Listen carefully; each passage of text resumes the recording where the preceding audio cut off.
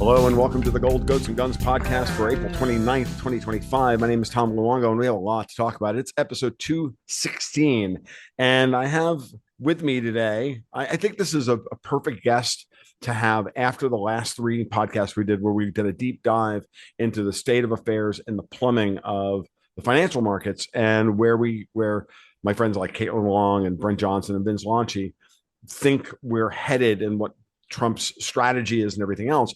I want to I want to pull the focus back about 30 or 40,000 feet and talk about the history of all the things that I complain about all the time. Europe, City of London, and how they're trying to destroy the United States. And I could think of no better person than to start that conversation and to bring on EM Burlingame, who I met recently on an episode of Tommy's podcast with Tommy Kerrigan. We had a great chat, finally getting a chance to meet. And I decided it was time to bring EM on the show. And let's talk about why we need to restore English civilization. So, EM, thank you so much for taking the invite. And let's do the thing, my friend. Yeah, well, thanks for having me on. All Somebody's right. got to convince you that the English are not the evilest people on earth, and that outside that little hellhole called the City of London, we're all pretty damn good. We've done some good things for the world. I've always been a champion. I have to clarify. I've always been a champion of Little Britain. As a matter of fact, I'm really looking forward to season 4 of Clarkson's Farm will be coming out in about 3 or 4 weeks, and that's actually done Mm. more to, I think, like reestablish just how desperate the situation is for the common Englishman. I think than anything else. I think in many ways, I've been a fan of Jeremy. I've said this before. I've been a fan of Jeremy Clarkson for years. I think he's a brilliant comedian and presenter, but I've never been proud of him necessarily. Clarkson's Farm made me proud of him, especially being an ex-goat Mm. farmer and having worked 10, 6, 7 hours a day as a hobby farmer and trying to make a go of it. I felt every bit of his struggle. And then to watch him fight the local council and knowing they're all just Londoners, Yeah, playing yeah. it at yeah, and it's just awful. And so it was very, very powerful for me. So no, I'm absolutely open to that conversation. So let's talk about what you think, where you think we are, and what you think the I don't know, your latest article about the financial kill chain, I think is a very, Hmm. very powerful argument. And as far as like the method of, Hmm. we talk about color revolutions all the time. We talk about all these things. So this is a part of that process, and it's the financial side of, and what the real goal of the politics is, at least from your perspective. And I'd like you to Hmm. present it, and then we'll go from there, and we'll see what we can come up from that. Yeah. Um, if you do the acronym, it's FC or FKC, which if you sound it out is fuck. So that I didn't realize that till this morning. Actually, I was looking at it. It's like I just accidentally, yeah. Anyways, Mm-hmm. um, trying to figure out. Okay, so the City of London is this big bad evil system and structure that um, has made the British Isles and the British people wealthy. It's like, wait a second, have you been to Britain? Have you seen the hellhole it is? What happened to all of its royal and noble families and all their wealth and their stately homes and their estates, and where'd all that go? And then after that, once we made it ugly with manufacturing and industry, where'd all so it's like, okay, well, if that wealth was staying in England, Mm-hmm. you would and okay, maybe it wasn't being distributed to evenly to people. You would have some people that were wealthier than any kings have been, given the amount of wealth that's channeled through there over the last 300 some odd years. Right. Um, so it has to, it really makes you go, okay, well, what's really going on there? And maybe there's something else going on there. And maybe it turns out that the City of London is the equivalent of the Vatican, but for the Dutch East Indies Company, which came over in the late 1600s at the invitation of 6 English noblemen, Mm-hmm. and took over the crown. And then, as puppet king, William and Mary, king and queen. and set up the City of London, established then the Bank of England was established. Mhm. That was a hostile takeover. You and I are old enough to remember the leverage buyout days, Right. the LBO days of the 80s into the early 90s, and how all of that happened. And, Michael Milken's junk bonds and Gordon Gekko's greed is good. And, the KKRs and, in fact, a good number, some of the names, top financial names that people know today, that's where they made their money. That's where they made their billions. Well, one has to wonder if these LBOs don't happen at nation states levels at different times in different ways. It's a fair point to make, actually. I'm a big fan of saying that that a lot of human behavior is fractal. Hmm. How you look at the family system can be applied in many ways to the Yep. relationships Yep. between countries and then states and Yep. communities and whatnot. So yeah, absolutely. So 1688, there's a hostile takeover, corporate takeover of by the Dutch East Indies Company, of the British East Indies Company, and of all of Britain, what would later become the British Empire. It was already embedded in, the British Empire didn't come about till the 1700s, 1800s, etc. So why did they do that? Why did the Dutch do that? Well, what was going on the continent? They just had the 30-year war the Dutch Mhm. had against the Spanish Empire, which was getting all this liquidity from, you know, the colonies, Right. the New World, which was totally disrupting the entire financial system. Quite, it was like the QE of its time, Mm. right? Which just completely disrupted, devalued gold so dramatically that it crushed entire economies. And Right. so the Dutch and the Spanish went to war because it was crushing the Dutch banking system, which is really the Venetian banking system. Because guess what? The Venetian bankers left Venice because the Ottoman threat. And where'd they go? They went to somewhere similar to Venice, which is Holland, right? Mm. And they were the bankers behind that. So it's like, okay, they just had the 30-year war. There was a 100-year war. There was the 80-year war. How the hell were they going to repay all of that? And how the hell were you going to survive physically because all these wars are going on the continent? Well, there's this island over there. It's pretty secure. Its kings doesn't have the support of the people. We've already bought half the parliament. We we've got disloyal nobles who thought that their family, instead of the Tudors, should have, dominated in the aftermath of the War of the Roses, and they're willing to back us, and we'll just kick them some financial, some backing for some of their, you know, misadventures with the East Indias Company, which wasn't doing so well at the time. Mhm. Um, and we'll just go over and we'll do a hostile corporate takeover.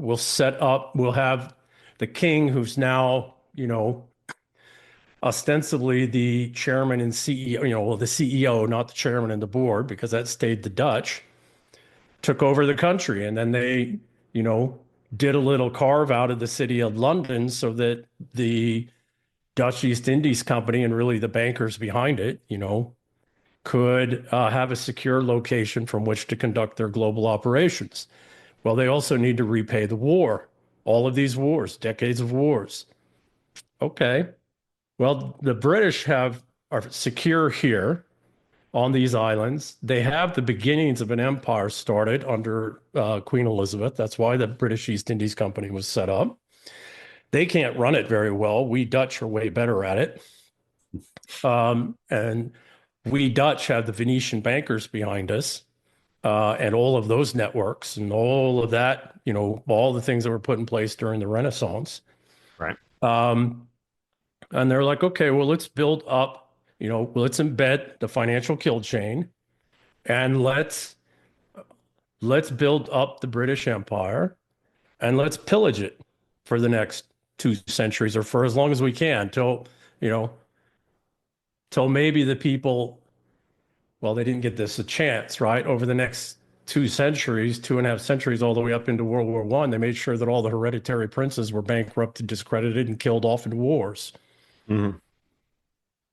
And not just in Britain, the British, but also the French and the Habsburgs, and well, less the Habsburgs, but over. And I did a bunch of research on this today because it got me down a thread here, but they had to get rid of hereditary princes, and there's a numerous ways to do that, so that they could take their collateral and their collateral. They could Right. take their assets, financialize those assets, saddle them with old debts from old wars and conflicts and corporate misadventures, Right.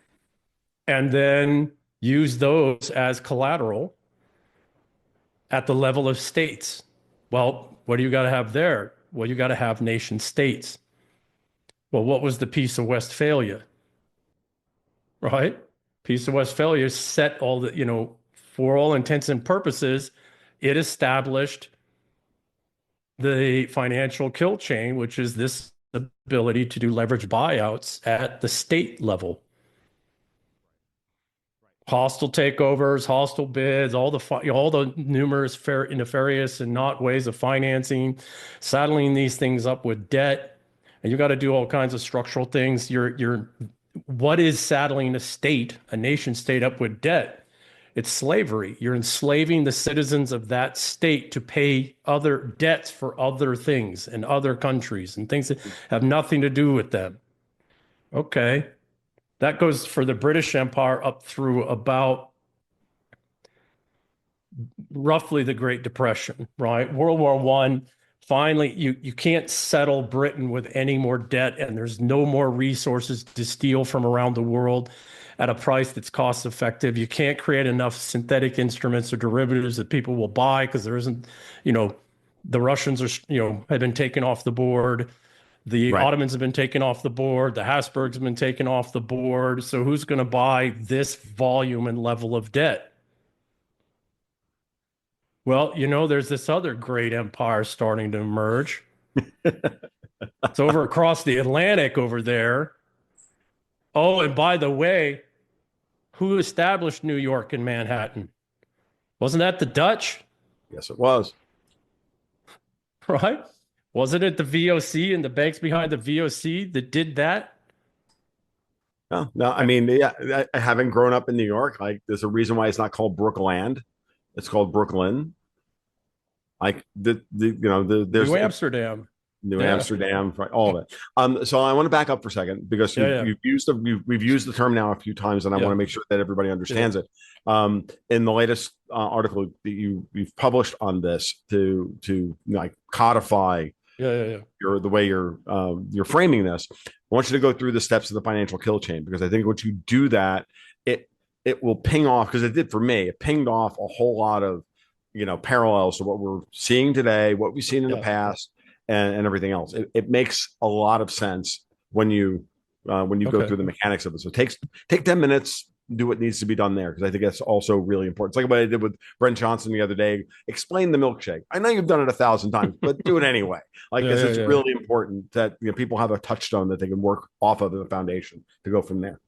And we can discuss the merits of the argument. I at least want to put it on the table. Yeah. Okay. Wonderful. So, and forgive me, I have to read it because my memory is not as good as it used to be, right? No worries. Take your time. Okay. So 7-step process, right? The kill chain is a systemic assault on a nation's economic sovereignty. So step 1 is infiltration and influence. Mm-hmm.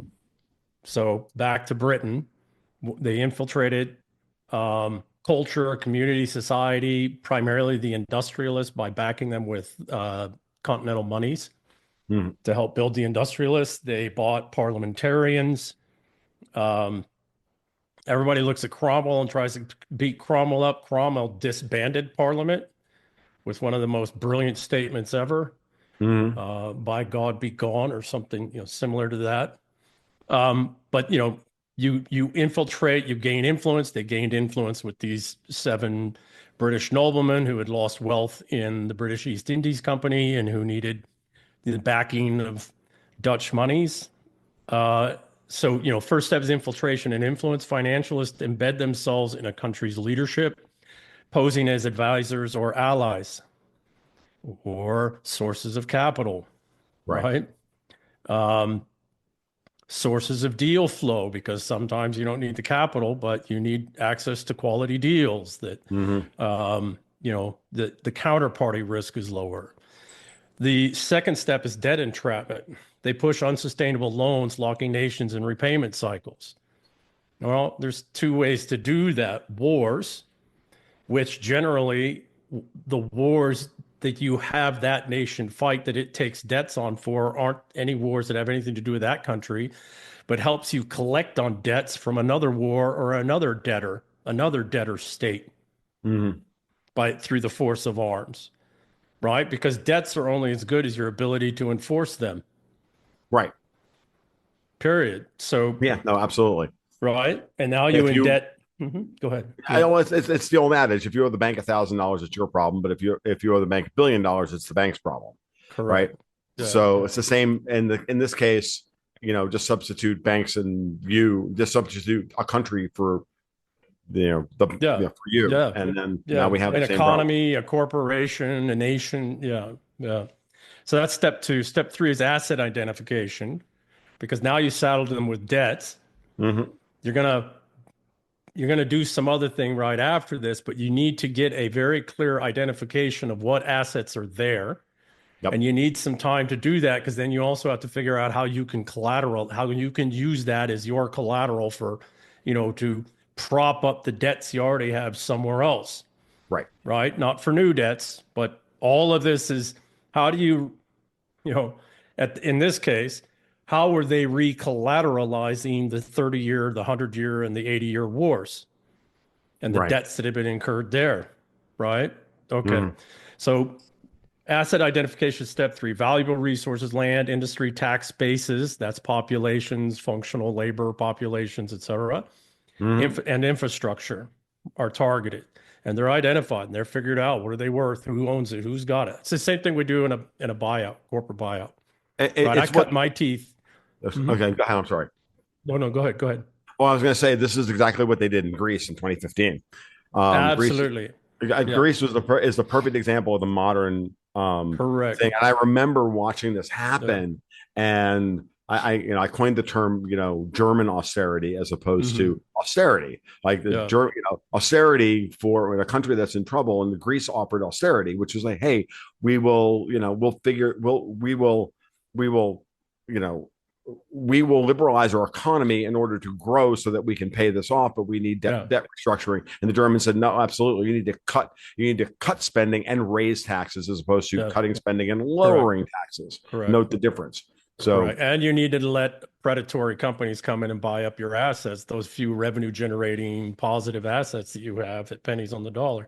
well, I mean, and to be honest with you, the EU got access to the Greek ports and the Yep. Parthenon, all Yep. sorts of. Yep. They Yeah. strip mined the country Yeah, exactly. during that That's process. exactly the point. Yeah, yeah. This gets back to where's all that wealth that the British supposedly built, took from the empire. Right, It ain't in Britain, right? right. Okay. So then what they do after that, and again, I cut my teeth doing corporate restructuring in the 90s after the LBO days when we Okay. had to figure out, okay, what are we going to do with all these assets? So you stole them. And for all intents and purposes, it's exactly what happened in the LBO days. You Mhm. stole them and you used people's retirement funds, because everybody, the 401ks and everything now are allowed in the stock markets.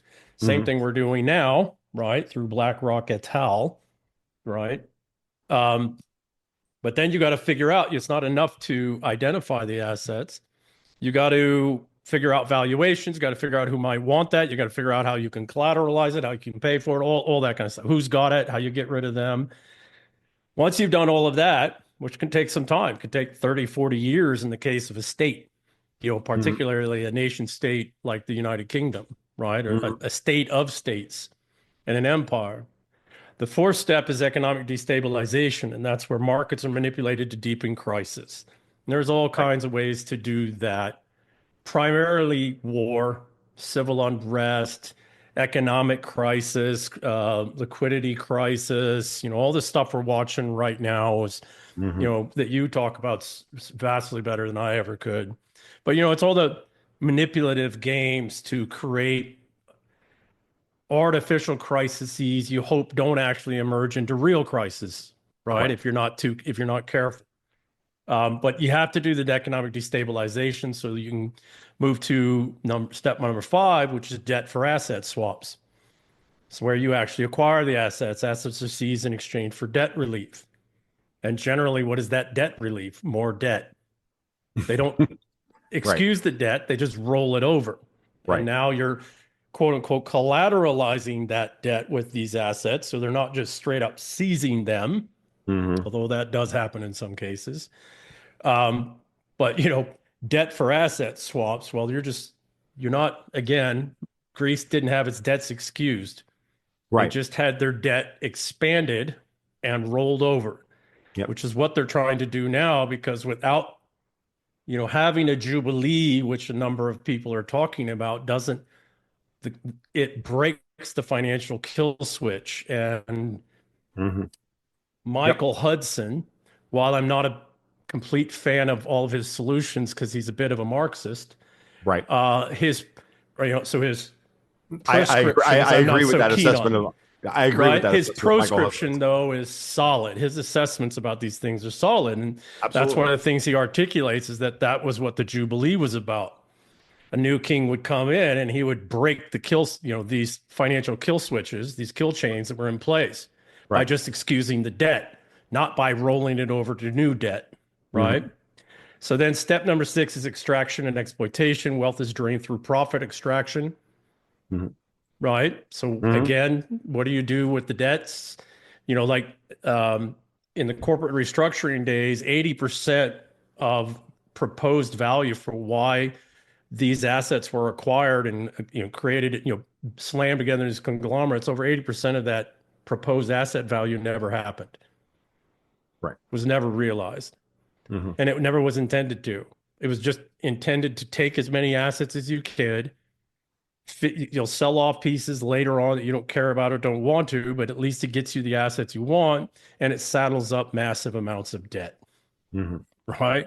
Yep. While temporarily driving up valuations in the derivatives, the securities and derivatives markets, where people can make some, if they got the timing right, which these folks do, because they're the one doing the timing, right? Hmm. Then they can make, they can pay all of, to the BlackRock conversation that you've touched on numerous times, but there's a reason BlackRock has control or influence, really control over tens of trillions of dollars while only being a 50, $80 billion company itself. Right. But Right. yeah, to clarify that point, as a matter of fact, before we started, we hit record. EM brought up the interesting point: is BlackRock the new Dutch East Indies company? And I Yeah. said, well, Yeah. that's an interesting point. We're going to talk about that. And before we did so, I made sure I have BlackRock's financial standing here in front of me. And this is a point I've made in the past. When everybody's out there screaming about BlackRock is evil, and I'm like, yes, they are. I'm not going to argue that point, but they don't own anything. We own Yes. it all. They are Yeah. the managers and vote Yeah. our proxy on the corporate boards Yeah. for this. When at the end of the day, I'm looking at their 2024, um, you know, financial 10K. statement, Yeah. and here's their total equity. And the total equity in the company is $50 billion.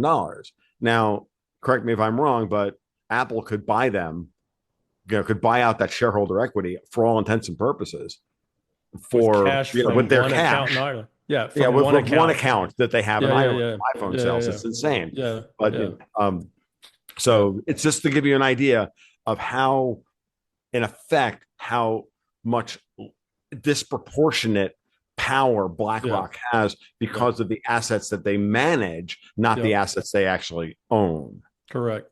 Correct. It was the same with the LBO days, right? The Mhm. KKRs and all them didn't have very big books, but they were doing deals that were way over, uh, way beyond what their own assets and their own book value was. Sure, Right. Okay. that makes sense. So this extraction and exploitation is the key point for them, because they know that there's a bunch of assets that they don't want. What they want is your revenue generating assets. They want your Yes. stable, your power companies, your ports, as you mentioned earlier, your railroads, they want even You're in economic downturns, they want things that generate revenues, right. right? And that specifically in the modern world, particularly starting in the 1970s with the fiat system, has to do with municipals, right? Bond Mm, offerings, because what is that? That's how they access tax bases, yes. right? They'll Hmm. buy up the municipals, they'll buy up the bonds, city, county, and state bonds, Hmm. because that's a guarantee, that's a revenue stream for them. Right. And what is it? Well, that's enslavement of the local people to debts, Yeah. right? That's So all those are the that. assets they want, and then they'll get rid of the others. They'll try and make as much money as they can on the others, but those assets, banks, other key assets. Okay. But the final step is one that they were always intending from the beginning.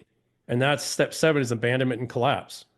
Right. They're going to leave. They got to move on because it's like a parasitic infection. The host is dying and the Hmm. host has crossed the threshold where it's basically walking dead. Well, what do the parasites do? They look for another host, Hmm. right? Yeah. And No, no, they, absolutely. right? So that's the nation is left broken, its riches gone. Well, where the hell's Britain now? Hmm. Yep. Okay. And they're No, they're no. not here with the US yet, but boy, they're sure on that pathway. Right. The Give me one second. The other reason they need to collapse is it hides what they've done. Yes. They need a collapse. In fact, it has to collapse, and it has to collapse calamitously, generally in a war, Hmm. which is why these cycles come. There's always a war at the end of these cycles, whether it's a civil war, or they need to flood your communities with cartels and drugs and Marxists, the crazy, the full-on insane Marxist, Hmm. um, and or immigrants, that are never going to assimilate, or all of the above. Or all of the above, And depending on the certain. generally, right, right up before the collapse, before the abandonment collapse, they tie the country up in a generational war that can't be won. What was the GWAT, Yep. Yep. The global war on terror. Yes. right? Absolutely. Makes sense. So that's Okay. the So seven we're gonna. steps. Yep. Yeah. Yep. No, you're absolutely. I see the framework of it, and it's quite clear. I used to for a while. I was using the metaphor that these people are like locusts. They come Yeah. in and they just wipe everything clean, and then when they're done scooping up all and destroying everything in their wake, they move on to the Yep. next one. So Yep. when you think about this process, and this is why they've been telling us for years, by the way, that the United States is done Yep. and China's going to be next, and they had Yep. already started the process of using Yep. our wealth to build up China, and then they Yes. were planning on taking over Yes. China, Yes. and all of the rhetoric around China being a currency manipulator and a this and a Yeah. that and everything Yeah. else is all in service of that. It's why I've never and while I'm no fan of the Chinese for in many ways because I think I'm not. I Yep. understood that they couldn't. They from their perspective they had to figure out a way to combat this, It had and already been the thing for the and they've been very Chinese ter successful at it. And they've been very successful at it from their Absolutely. perspective. The piece I'd give you about the Chinese, having worked there in investment banking years ago as an analyst, Right. in the early 2000s, um, the Chinese had had the financialist kill switch activated on them in the 1800s into the early 1900s. Mm-hmm. So, and they had survived. And then they survived what we did to them afterwards, which was send communism in there, Mm-hmm. Marxism to try and wipe them out. And they survived that, which is kind of not surprising given they're a 4,500-year-old society, civilization. They're actually civilizational people. They've been invaded numerous times. Every invader's become more Chinese than the previous dynasty. And they've had like 13 revolutions, and each new dynasty out of that becomes more Chinese than the previous. Um, so they kind of did know what we were doing. kind of intimately. And oh, by the way, they keep pretty damn good records of things. Pretty damn good records, right? Mm. Well, in what So, way? This put some color on that. What in what way do they? I mean, I get it. I know they have a very strong memory of the opium wars and whatnot, but just throw a little bit of color on that. okay, all right. Sure. So the Confucian Mandarin system, right, Mm-hmm. um, is an academic. It is a system of merit. It is a truly meritocratic system. In a way, it's the Jesuits patterned themselves on the Mandarin system, where it takes a long time to earn your way into, and you've got to demonstrate proficiency, and they're like the Green Berets of the Catholic Church, um, right? Just without our floppy hats. Um, because of the Mandarin system, right? Um, because initially the first 20 years or so before you can take the first series of tests, you have to demonstrate a knowledge and mastery of history and not mythology like we do in our schools and in our education, but actual history and the Right. nuances of history and who did what, where, when, and what was the result of that, so that if and when you become a Mandarin, you don't make those same mistakes. Well, because of that, which is a core concept philosophy in Chinese civilization and society, they keep Nat's ass detail records on everything Interesting. and libraries. And if you look at the Cultural Revolution, the damage it did, most of that damage was not to these records. In fact, most of those sustained. What was destroyed was the myths, the cultural legacy, the cultural, the shit that Marxists do, where they change the name of everything, they tear down the statues and all of that. Mm-hmm. But because Marxists, communists are bureaucrats, they kept all the bureaucratic detail.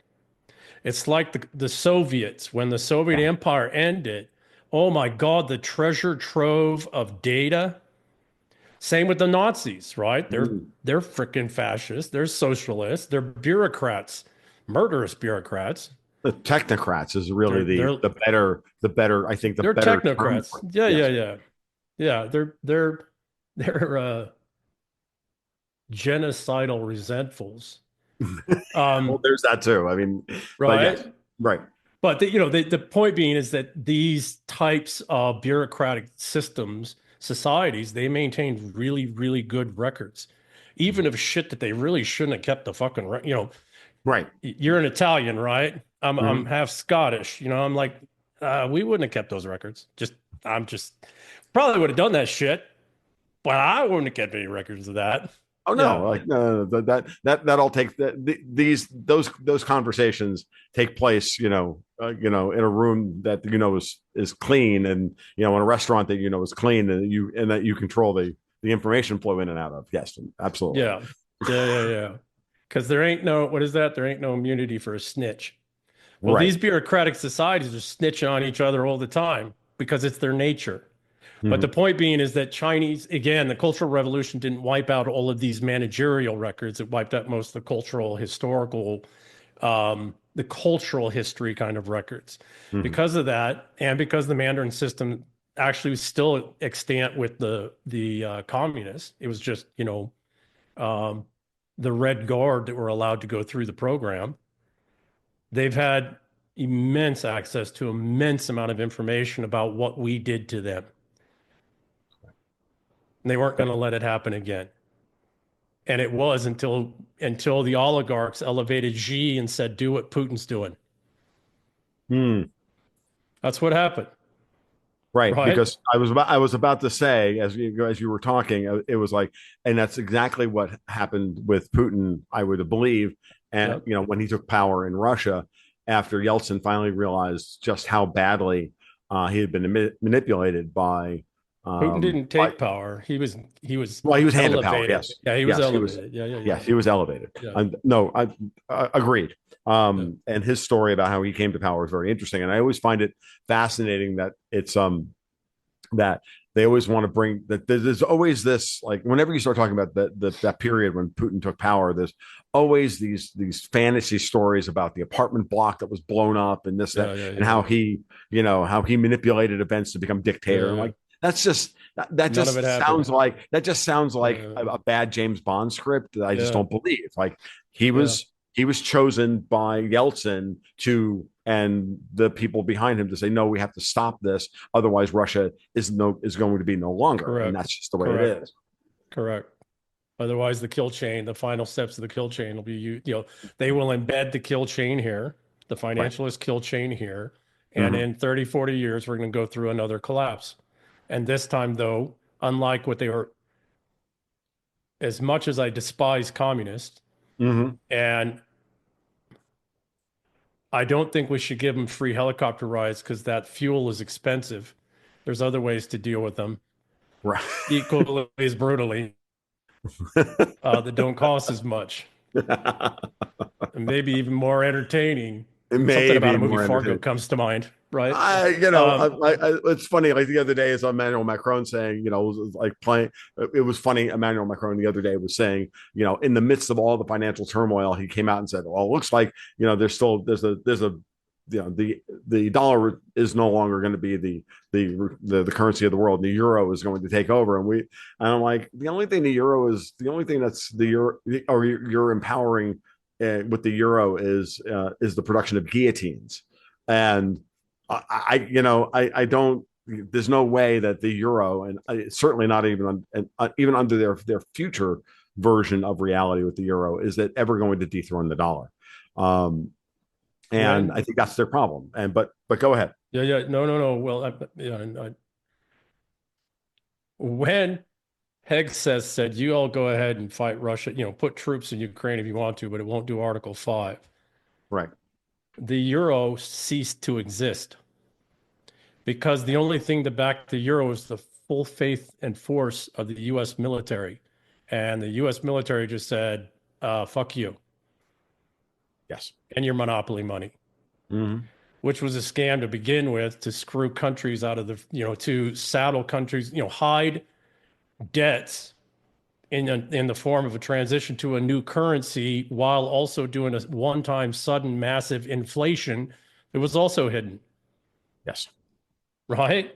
Mm-hmm. And which just shifted power to Brussels over not all aspects of, but for all intents and purposes, so what are the two enumerated powers under the Westphalian and the quote unquote glorious revolution, which was just a fucking talk about a psyop, glorious revolution. It was a fucking invasion and a psyop by bankers. Fuck you. Fuck. All right. I'm still a little bitter about it.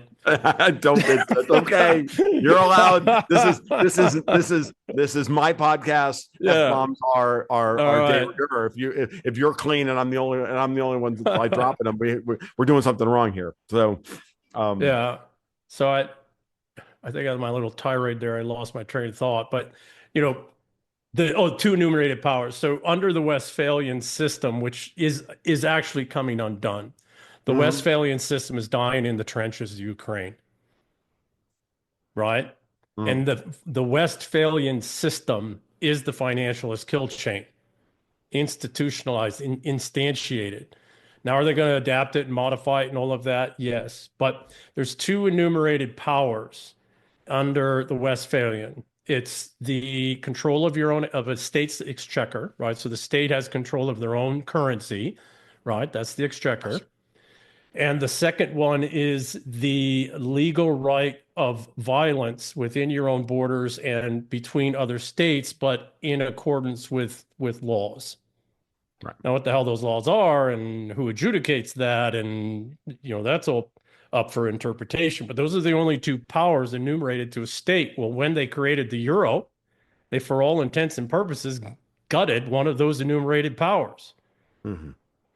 So what Yeah. were they left with? Well, the legal right of violence in their own countries and between countries. Only they don't have that ability either, because guess what you have to have control of in order to be able to afford your military? Your money. Your money. Mm. Yeah. Of course.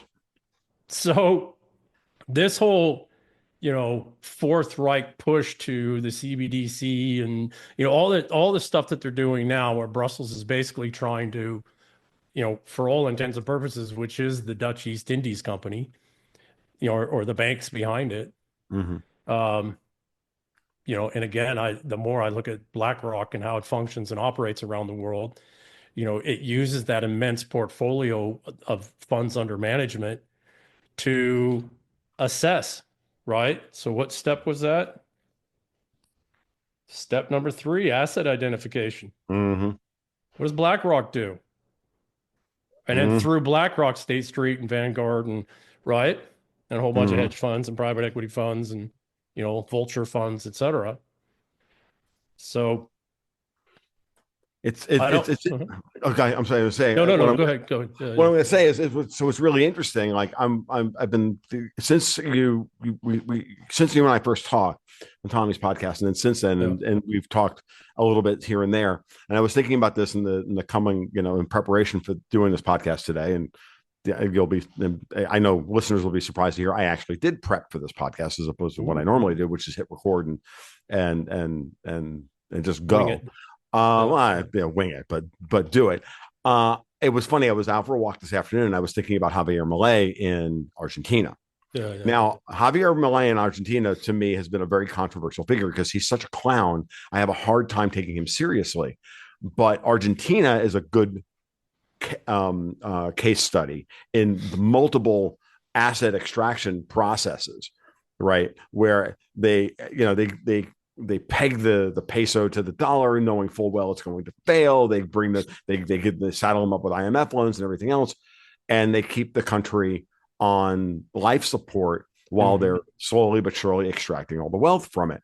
And then eventually we had a catastrophic mutation and we wound up with Javier Milei.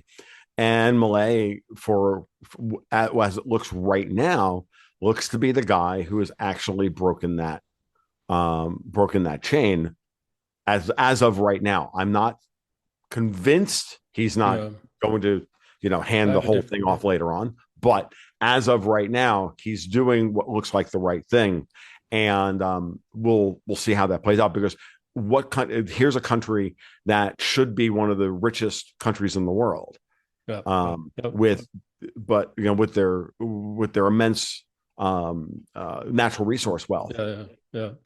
And they seem to be collapsed every 15 years. So I wonder about Milei because I've heard through some very credible friends of mine in the industry that Argentina, and they're in the crypto space, blockchain tokenization space, and exchanges and banks, registered exchanges and banks, that there's been some approaches made to tokenize the sovereign debt of Argentina.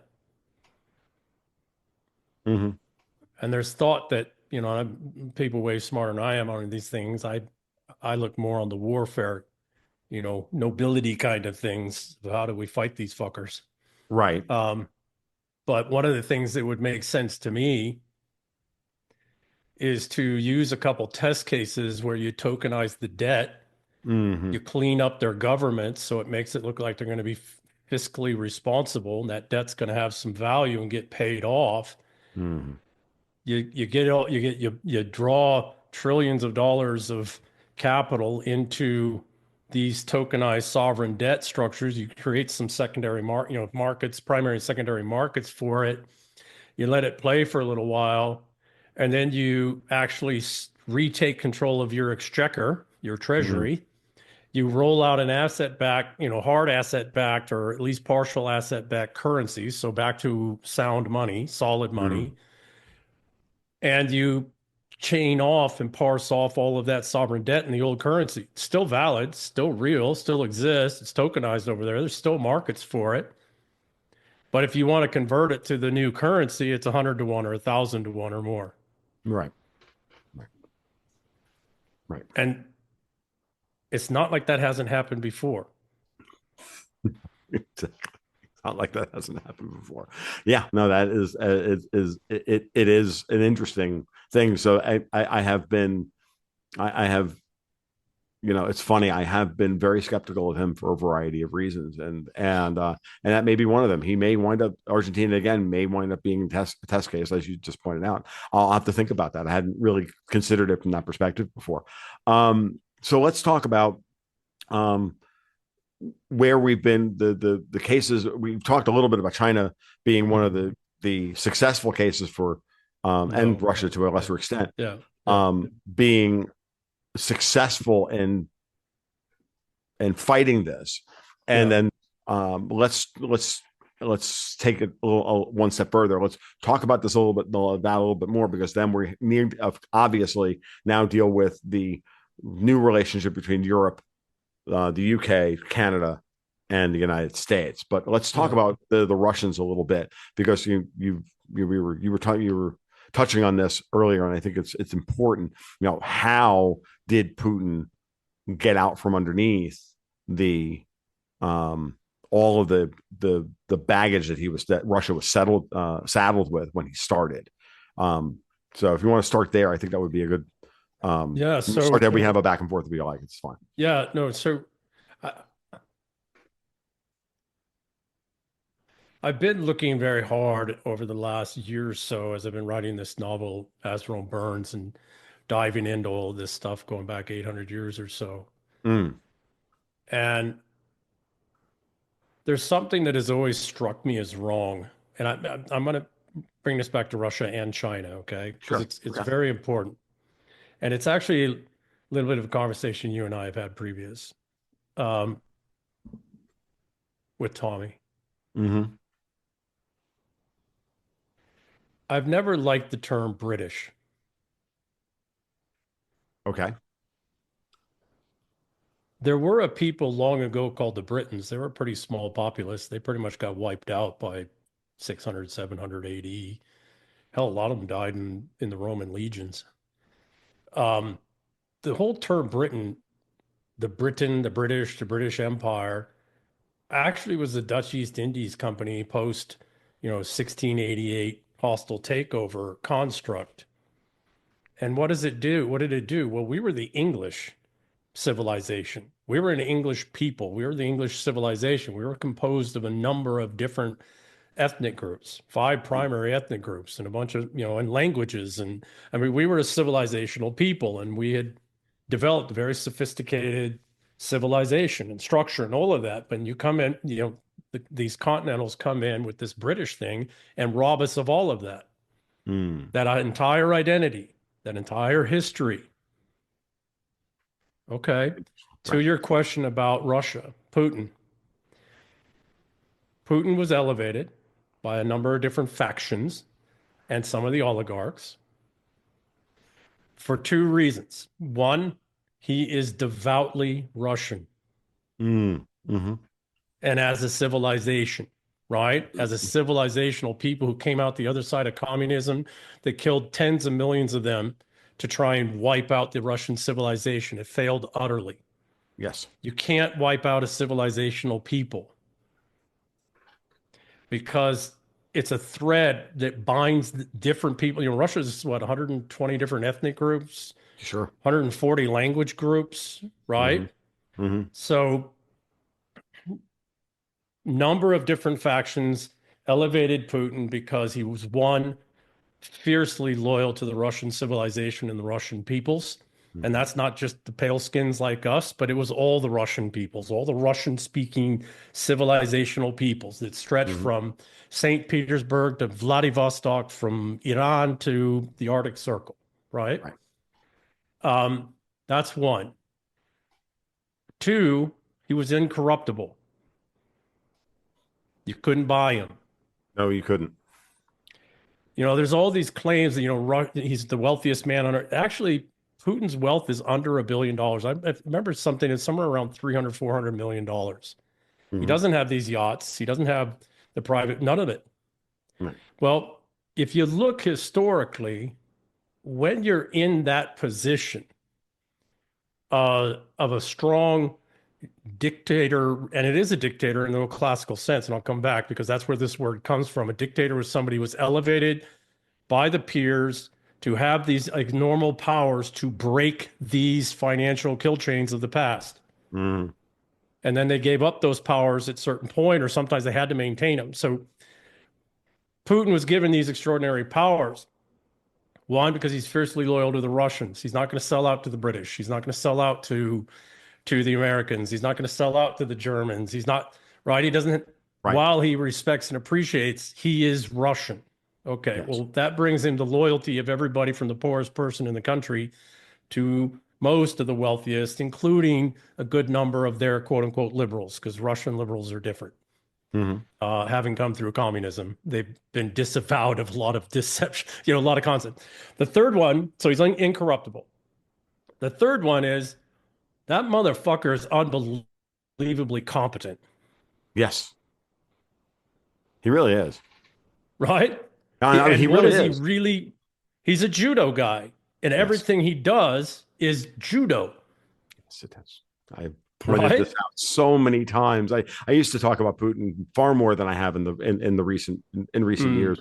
But I've Yeah, studied Putin left, right, and center, EM, and I can tell you there's a couple of things. I've heard stories about Putin from people who are secondhand stories and people who met him and dealt with yeah, him yeah, when he was when he was a clerk, yeah, in Moscow, yeah. and he was the only guy they couldn't bribe. All Yes, right, the normal yeah, way of doing business in Moscow yeah, in the yeah, early yeah, '90s, before he became mayor, I think he was mayor of Moscow before he became. yeah, yeah, That when he was, after the fall of the Soviet Union, he comes back from, working for the KGB over in East Germany, and then comes yeah, back, and his career takes him to, basically, he's working the property desk or something yeah, yeah, inside the Moscow government, and people going to him to get permits or whatever it was. I can't yeah, remember. yeah, yeah, The story I was told was 7 or 8 years ago. So forgive yeah. my lack of specific memory on this stuff. But I heard this directly from somebody. Like, we went to talk to get this thing done that we couldn't get done without spending Yeah. money, without bribing Yeah. 17 people. And the guy who, that they dealt with that day Yes. was like, no, it's fine. And he was unbribable, and he didn't need to be Yes. bribed. He Yes. gave them what they want because he was doing his job. So he was Yes. like the only guy in the Russian, in the Moscow government. And that's, Think doing. about how much judo he would have had to have done to be a guy that didn't take bribes when everybody else around him was. Mm-hmm. That's one way to get offed right there Mm-hmm. Yeah, no, I know. because you're making And everybody look bad. right now, at the same time, I'm going to tell you that he's unbelievably competent, and in judo, you let your opponent strike first, and you use their energy against Correct. them, and then you put them on the ground. That's right. Where they And can't get up again. Yeah. Yeah. Yeah. it's not a matter of starting the fight. It's a matter of Yes. it's Yeah. about ending the fight. Yeah. So yeah, no, So he had the his psychology is very support. interesting. Yeah. No, absolutely. Question becomes one of who replaces him. That's where the real Mm-hmm. concern for the world should be is who replaces him, how's that happen? And it's not like they're not, they don't have that sorted as well. It's not like the Russians haven't been through transition periods before, Right. Mm-hmm. right? Right. Some of Right. which had 80 years of nights of knives as Right. opposed to, 3 or 4 nights. Right. Um, so, that's Putin was elevated. So I'm a monarchist, right? Nobility, I'm a nobility guy. I Mm-hmm. believe peoples are really only truly straight, safe and secure and free historically under strong, capable princes who are really, really capable. And unfortunately, you don't always get those, right? Of Which course. is what left open. The reason Putin was able to rise is because he is incorruptible. He is fiercely loyal to the Russian civilization and the Russian peoples, and he's extremely competent. But the real reason is because people will follow that motherfucker, Mm-hmm. even when they're pissed and angry with him or they don't like something. They will Right. follow him. Why? Because they know that he cares about their civilization.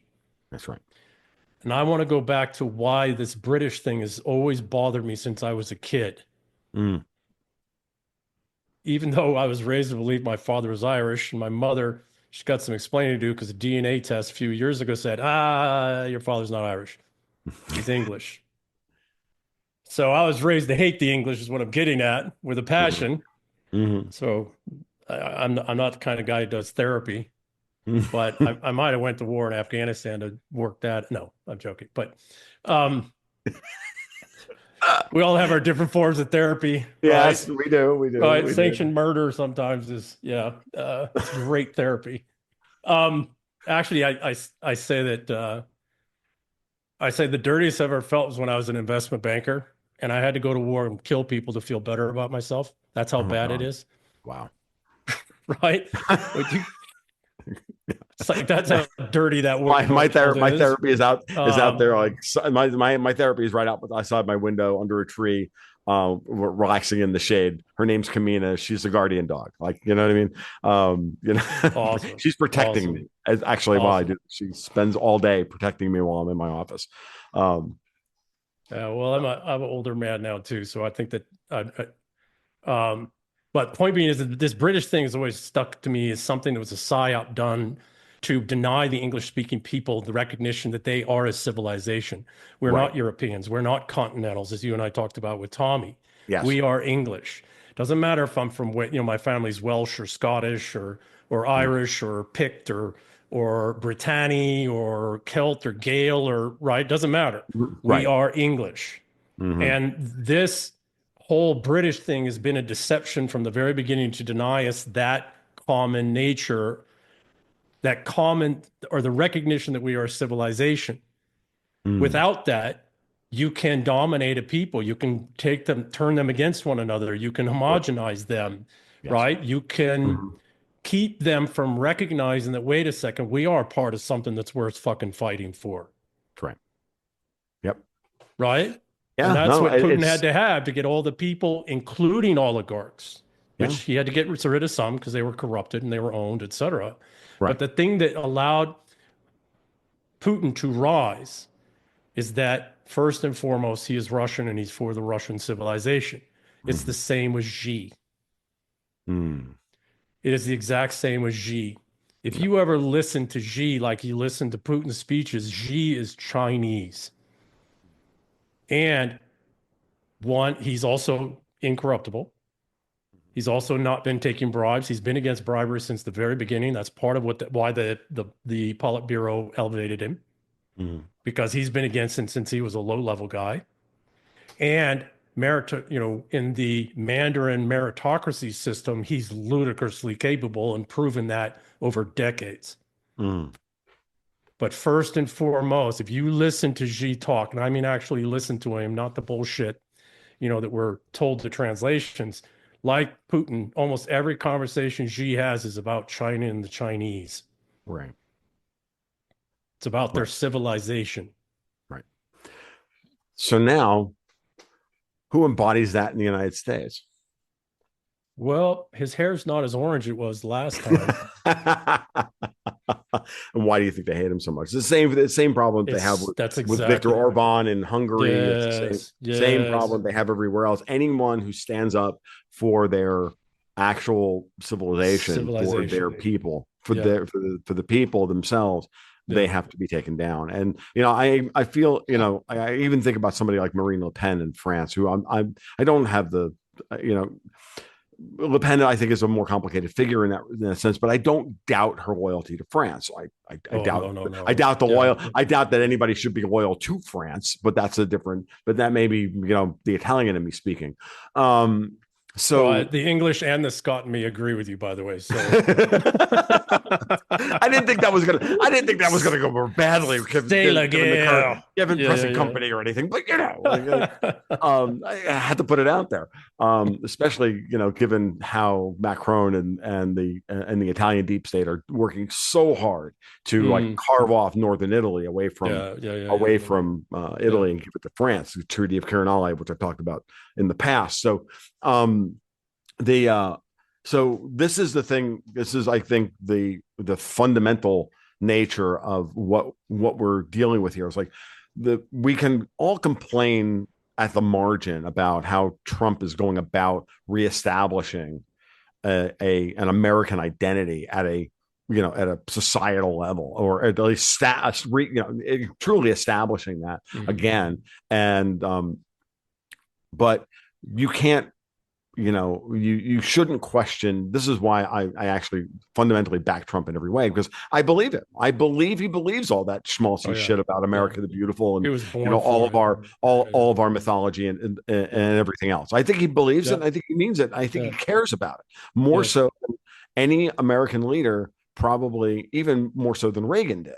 yeah. I think Eisenhower is the last one we had that was really America, America. Yeah, yeah, yeah. Yeah.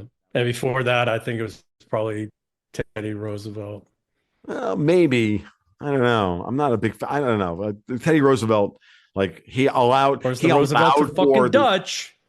he Yeah. allowed for the fucking Woodrow Wilson to come to power. Who, the older I get, the more I'm like, Yeah. he's the worst freaking president. He's on my list of worst presidents. Lincoln's off the list now. Like, you Yeah. know what I mean? I Yeah. mean, Biden doesn't. I don't consider Biden president. He was a place. Wilson is where the first infrastructure for the jumping of the parasite from Mhm. Britain to the United States happened. That's where that first Mhm. infrastructure started to be put in place at that level, Mhm. right? Absolutely. Like where's Absolutely. where's Britain right now? Britain's at the collapse stage. Right. And so now they need to unleash hell in the streets of Ireland and, the old heart of the old empire. They have to unleash hell there to cover what they've done. Right. So why do you think they flooded with MAMs, right? Military age males. Yes. Why do you think they've been so Britain doesn't have the military to go to war anymore, so they can't destroy it with war. And Right. nobody there, or nobody who's Britain's enemy, has the ability to conquer the British Isles because go ahead and try. I might have a beef with my dad. Try and beat my dad up in front of me. Right. Exactly. Right? Not going to happen. And it's very clear that what they've done to the Scots is they've destroyed them with welfare. Correct. Well, That was very yeah, obvious. Yeah. they And, also stripped them of their own native assets and revenues agreed. and Agreed. all of that, their own economic independence, et cetera. And that's been going on for quite some time because you don't want you don't want people north of the Hadrian's Wall who can fund a war against you because, boy, they've done it for a long time and we kind of like it. Oh, and by the way, we got this thing called Scotch, and we get a little cantankerous when Yeah. we've been drinking a finger or two of Scotch. Well, Yeah, we call it bourbon down here in the South, and they're all yeah, Scots and Irish down here as well. Oh, by the yeah, way. And the funny part about yeah. it, just to give you an idea, just to, again to put a finer point on a lot of the things that you've touched on here about taking the people's identity away Yeah, from them. yeah, Up until Braveheart, Americans of Scottish extraction, and yeah, Scottish and or Scots Irish extraction yeah, yeah, here in the yeah. South, right? I've been in the South. I'm a transplanted New Yorker.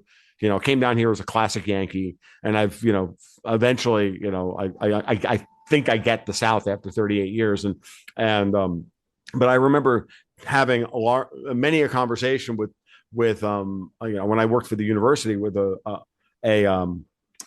graduate student from Georgia with whose last name was Hardison, so he was Mm-hmm. Scottish. But Yeah, I remember hearing all of this out of people that for years it was well, Hardison, what name is that? Well, it's American. yeah, yeah, They would deny the fact that they were Scottish, yeah, of yeah, Scottish ancestry, and yeah, it was yeah. only until after Mel Gibson makes Braveheart that Scottish pride started to actually make itself known, because it had been so beaten down after the recent unpleasantness, or the Civil War, what's commonly known as the Civil War. That all went underground. That all got But suppressed it desperately. It was all of everywhere. that. Yeah, no. So I totally agree with you. I've heard you articulate this prior, and you're absolutely right. Mm, This goes back earlier, though. When the hostile takeover, and I'm not going to call it the Glorious Revolution fair anymore. enough. It's fine. I don't Great call it the PR Civil firm, War. right? Great PR firm that behind that Sure. motherfucker, right? Right. But um, the steady dismemberment of the English civilization and identity and its constituent members began in the 1600s. Right. Okay. And again, as much as and in the early because there was 40 years of activity, 50 years of activity trying to make the 1688 event happen. Mm-hmm. But they ran into a roadblock. This guy named Cromwell. Mm. It's the same thing that happened in France. They ran into a roadblock with this guy named Napoleon, Mm-hmm. right? Right. And they were able to get all the financialist kill chain assets together to go after Napoleon and finally bring him down.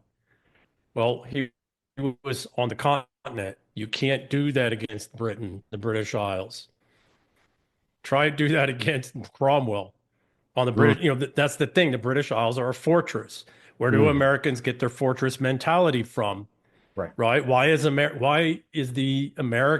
why was it so important for the what was the westward expansion stuff called? I can't remember. The Manifest Destiny. Why was Manifestos. it so important for Manifest Destiny? Because that was the only way we were going to have Fortress America, both Right. seas, right? But James Polk ran on the 54-40 or fight. Like Correct. that was his, Correct. that Canada was not supposed to be the 49th parallel.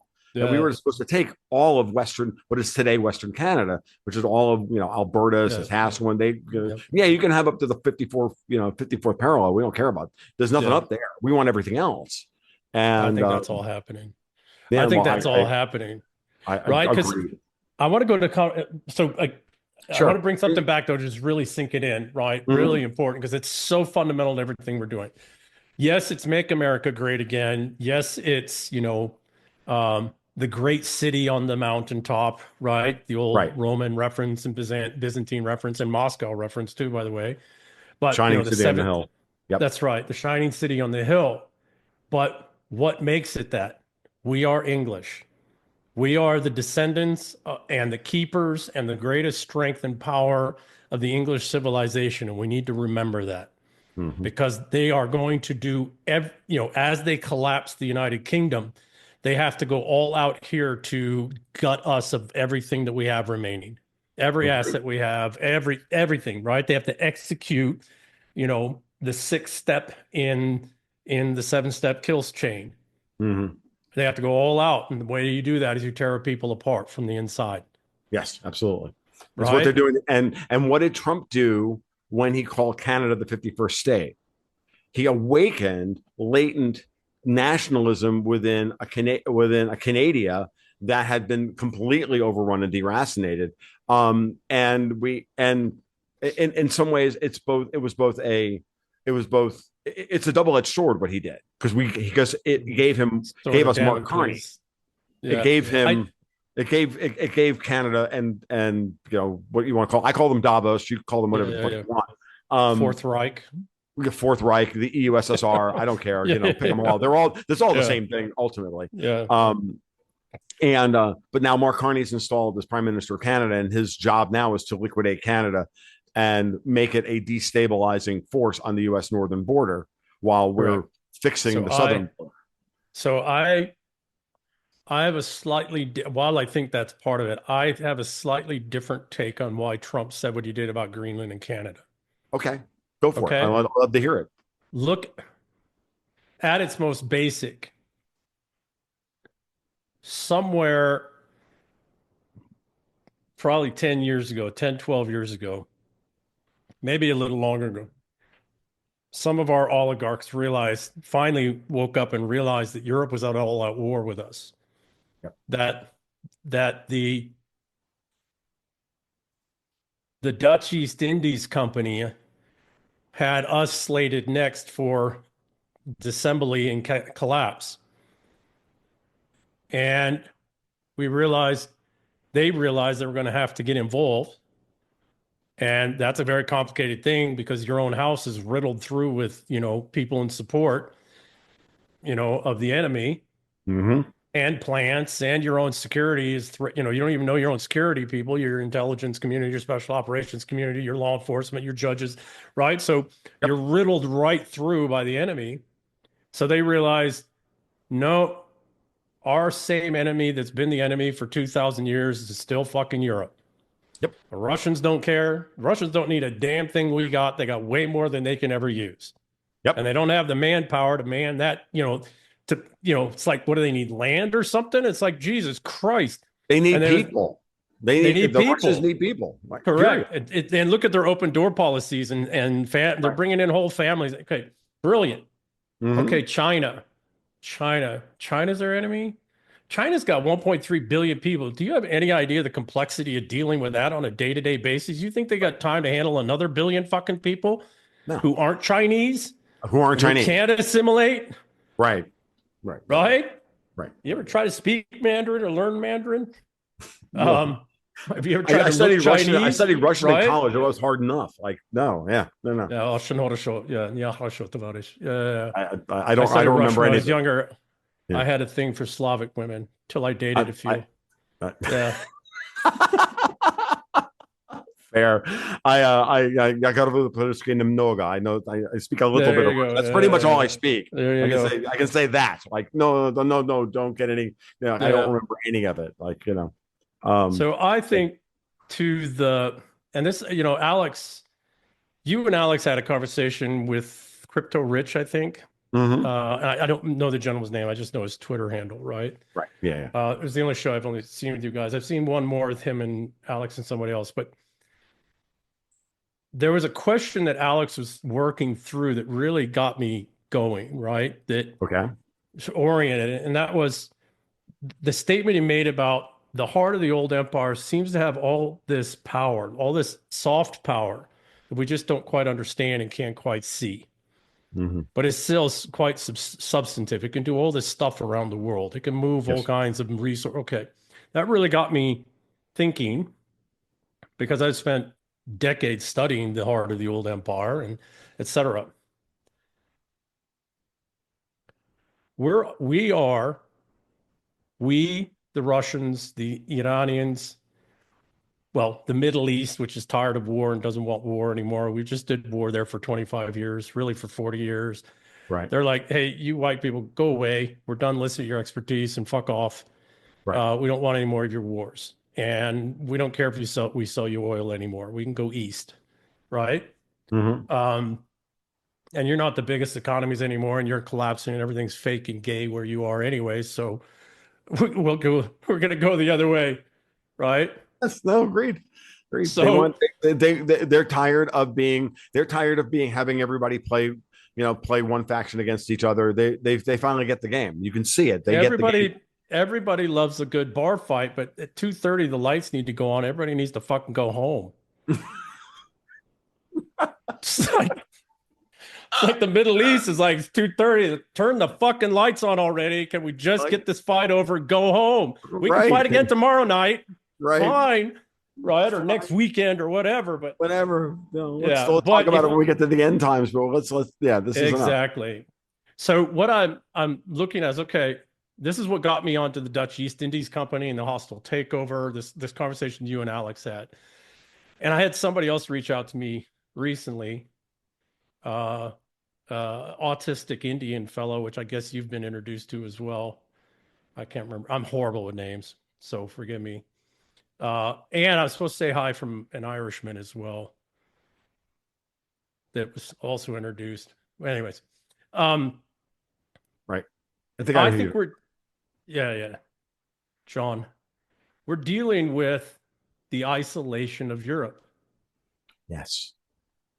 If you look, so, you guys have done well, Alex, particularly, the Red Sea's blocked with the Houthis. Do Hmm. you think we've been fighting the Houthis for 10 years?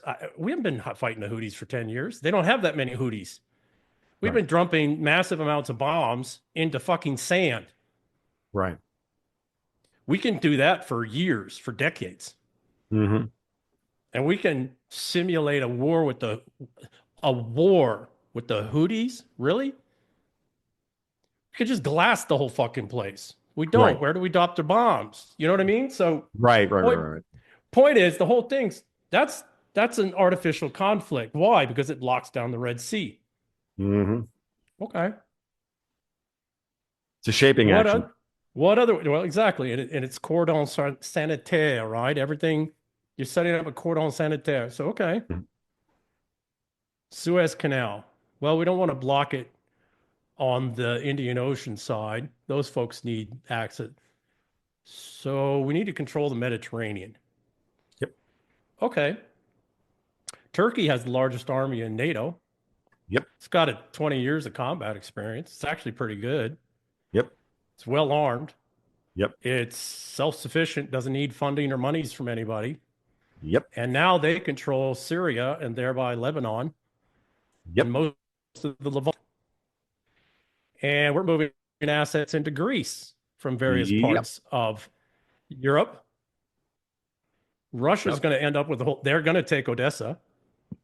It's a given. Eventually. First Eventually. off, because it's Russian.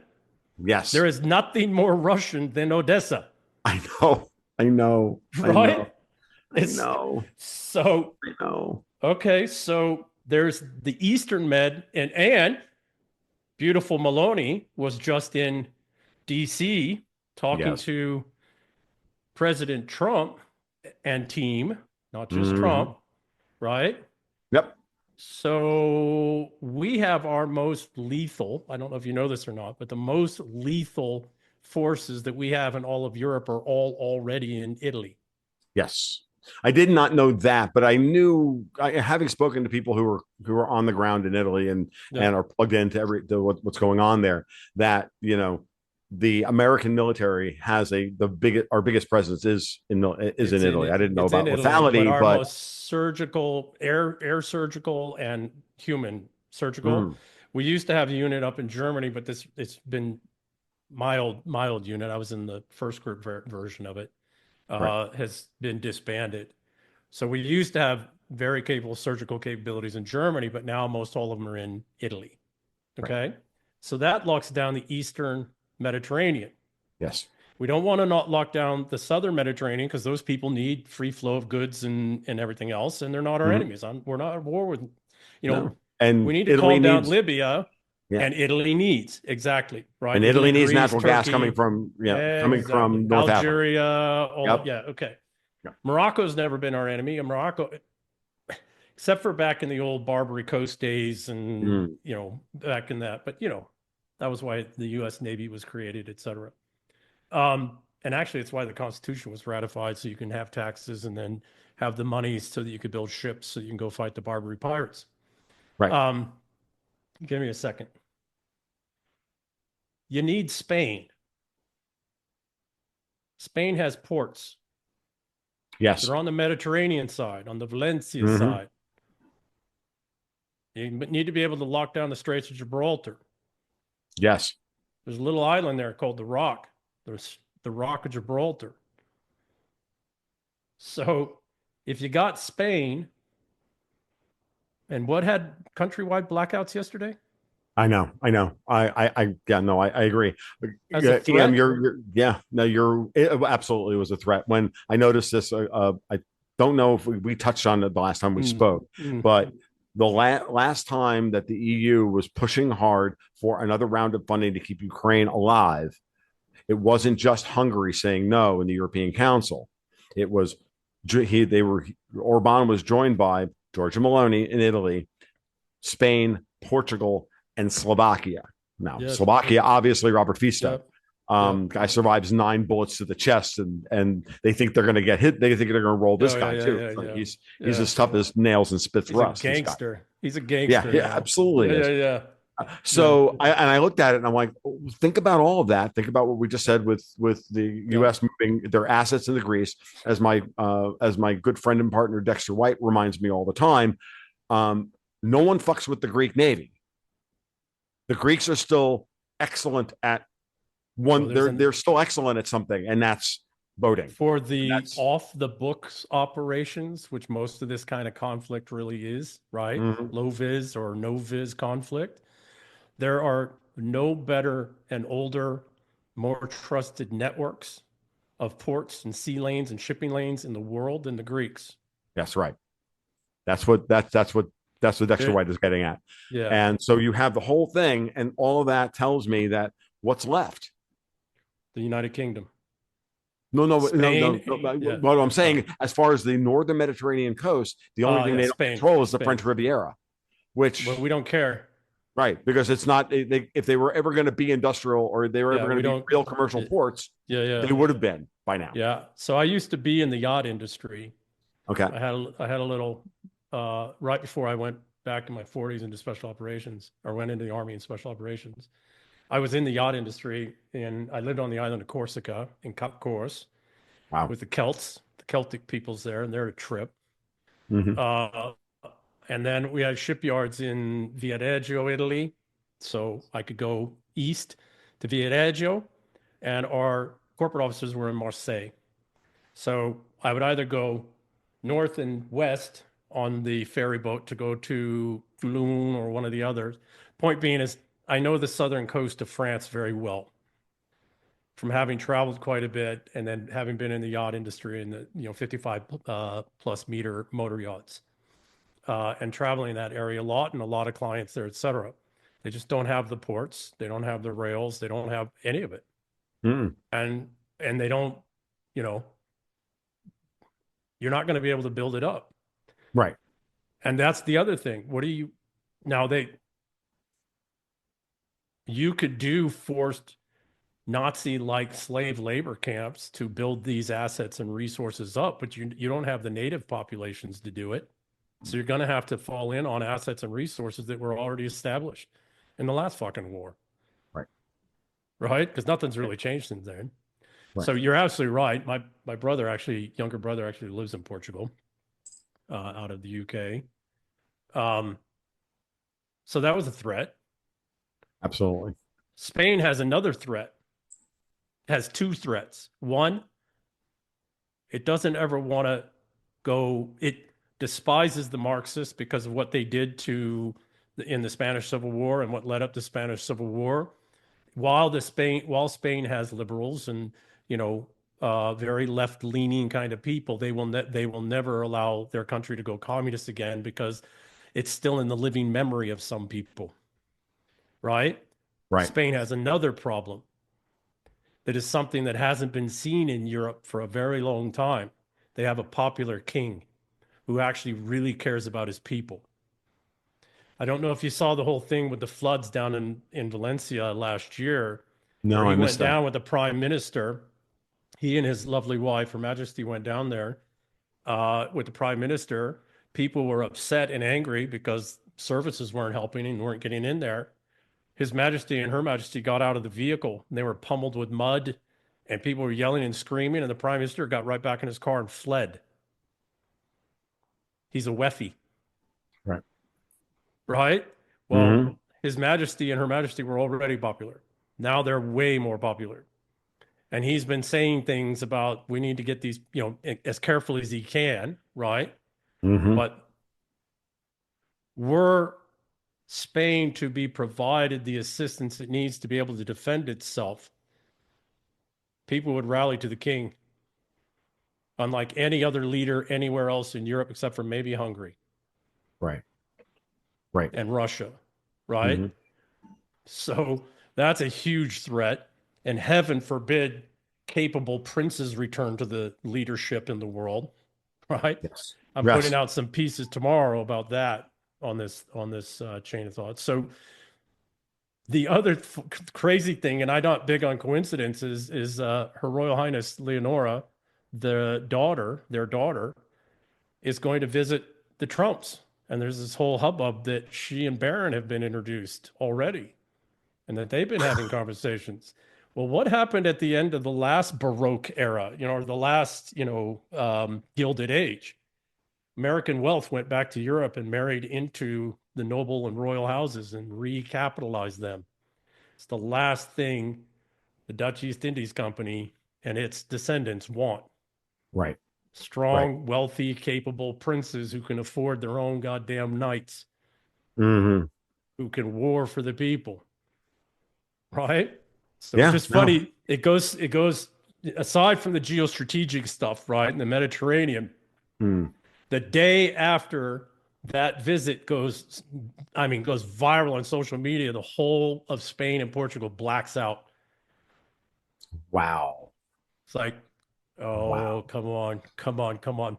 What it Yeah. also does, though, is if this is correct, what it tells me there's more to the Baron Trump and Her Royal Highness than Mm. right. That there's something actually probably there. So, okay, so now you've got the Red Sea, you've got the Yep. Levant lockdown, you've got the Ionian Sea lockdown, you've got Italy probably locked down because do you think the mob in the Vatican are going to let these assholes from Germany and France control them? That's an old fight. Yeah, that That's is a an old. very old fight, right? And that's why the situation with the new pope is going to be very interesting, right? That's And going to be a tell. Yeah, yeah, yeah, more yeah, yeah. importantly, it's going to be who replaces Sergio Mattarella because as president, who has way overstepped his bounds in service of Davos or however, whatever you want to call them. And I like BlackRock. to call them mother weffers, Yeah. by the way. Yeah. Just so the Mattarella is 83 or 84 years old. He just went Mm. in for heart surgery. And it's like they're all starting to either age out or be removed from the scene at, in order here. Like, Yeah. I don't know about you, but I don't see Prince Charles or sorry, King Charles or King Sausage Fingers making it His through the end Majesty. of the summer. If I agree. Mattarella is gone, who replaces him is going to be very interesting because the Italian deep state is, I have to wonder, at Italy's in a very, precarious situation. Italy itself is its own 2-hour podcast, which I don't have, the nuance to really understand. I only understand really kind of just below the surface Yeah, yeah. level of all of It's this. unreal complex. Italy Yeah, is unreal complex. unbelievably complex, right? Yeah, yeah, yeah. And so to understand, but just in broad general terms, it's exactly what I was, what I, So you let's you walk laid up out. around. Yeah, Yeah, let's walk up like around the let's, map, okay? yeah, So it the was just next, you got to okay. take the British Isles next. Mm-hmm. You got to have them. The United States has to have one. It's the homeland of our civilization. It's Right. the heart of our civilization. The power. This in this context, it's like Rome was to Byzantium. Byzantium rose went on for another 1,000 years from out of Rome, Mm-hmm. but they considered themselves Roman and they adhered to Rome and they never allowed Rome or anything around Rome to ever become a genuine threat to them until the Vatican in its 1054 schism mounted crusades against Byzantium. Right. Most of the kingdoms and principalities and dukedoms that were destroyed were Christian by the Crusaders, not Muslim, right? They Mm. destroyed the Orthodox world all the way across. So not to go back too far, but point being Right. is that we need the British Isles. We can't let them fall, not only because of their intelligence networks around the world, their web of relationships and obligations that go back generations upon generations upon generations. Mm. We can't let, and the British are also very good at keeping records.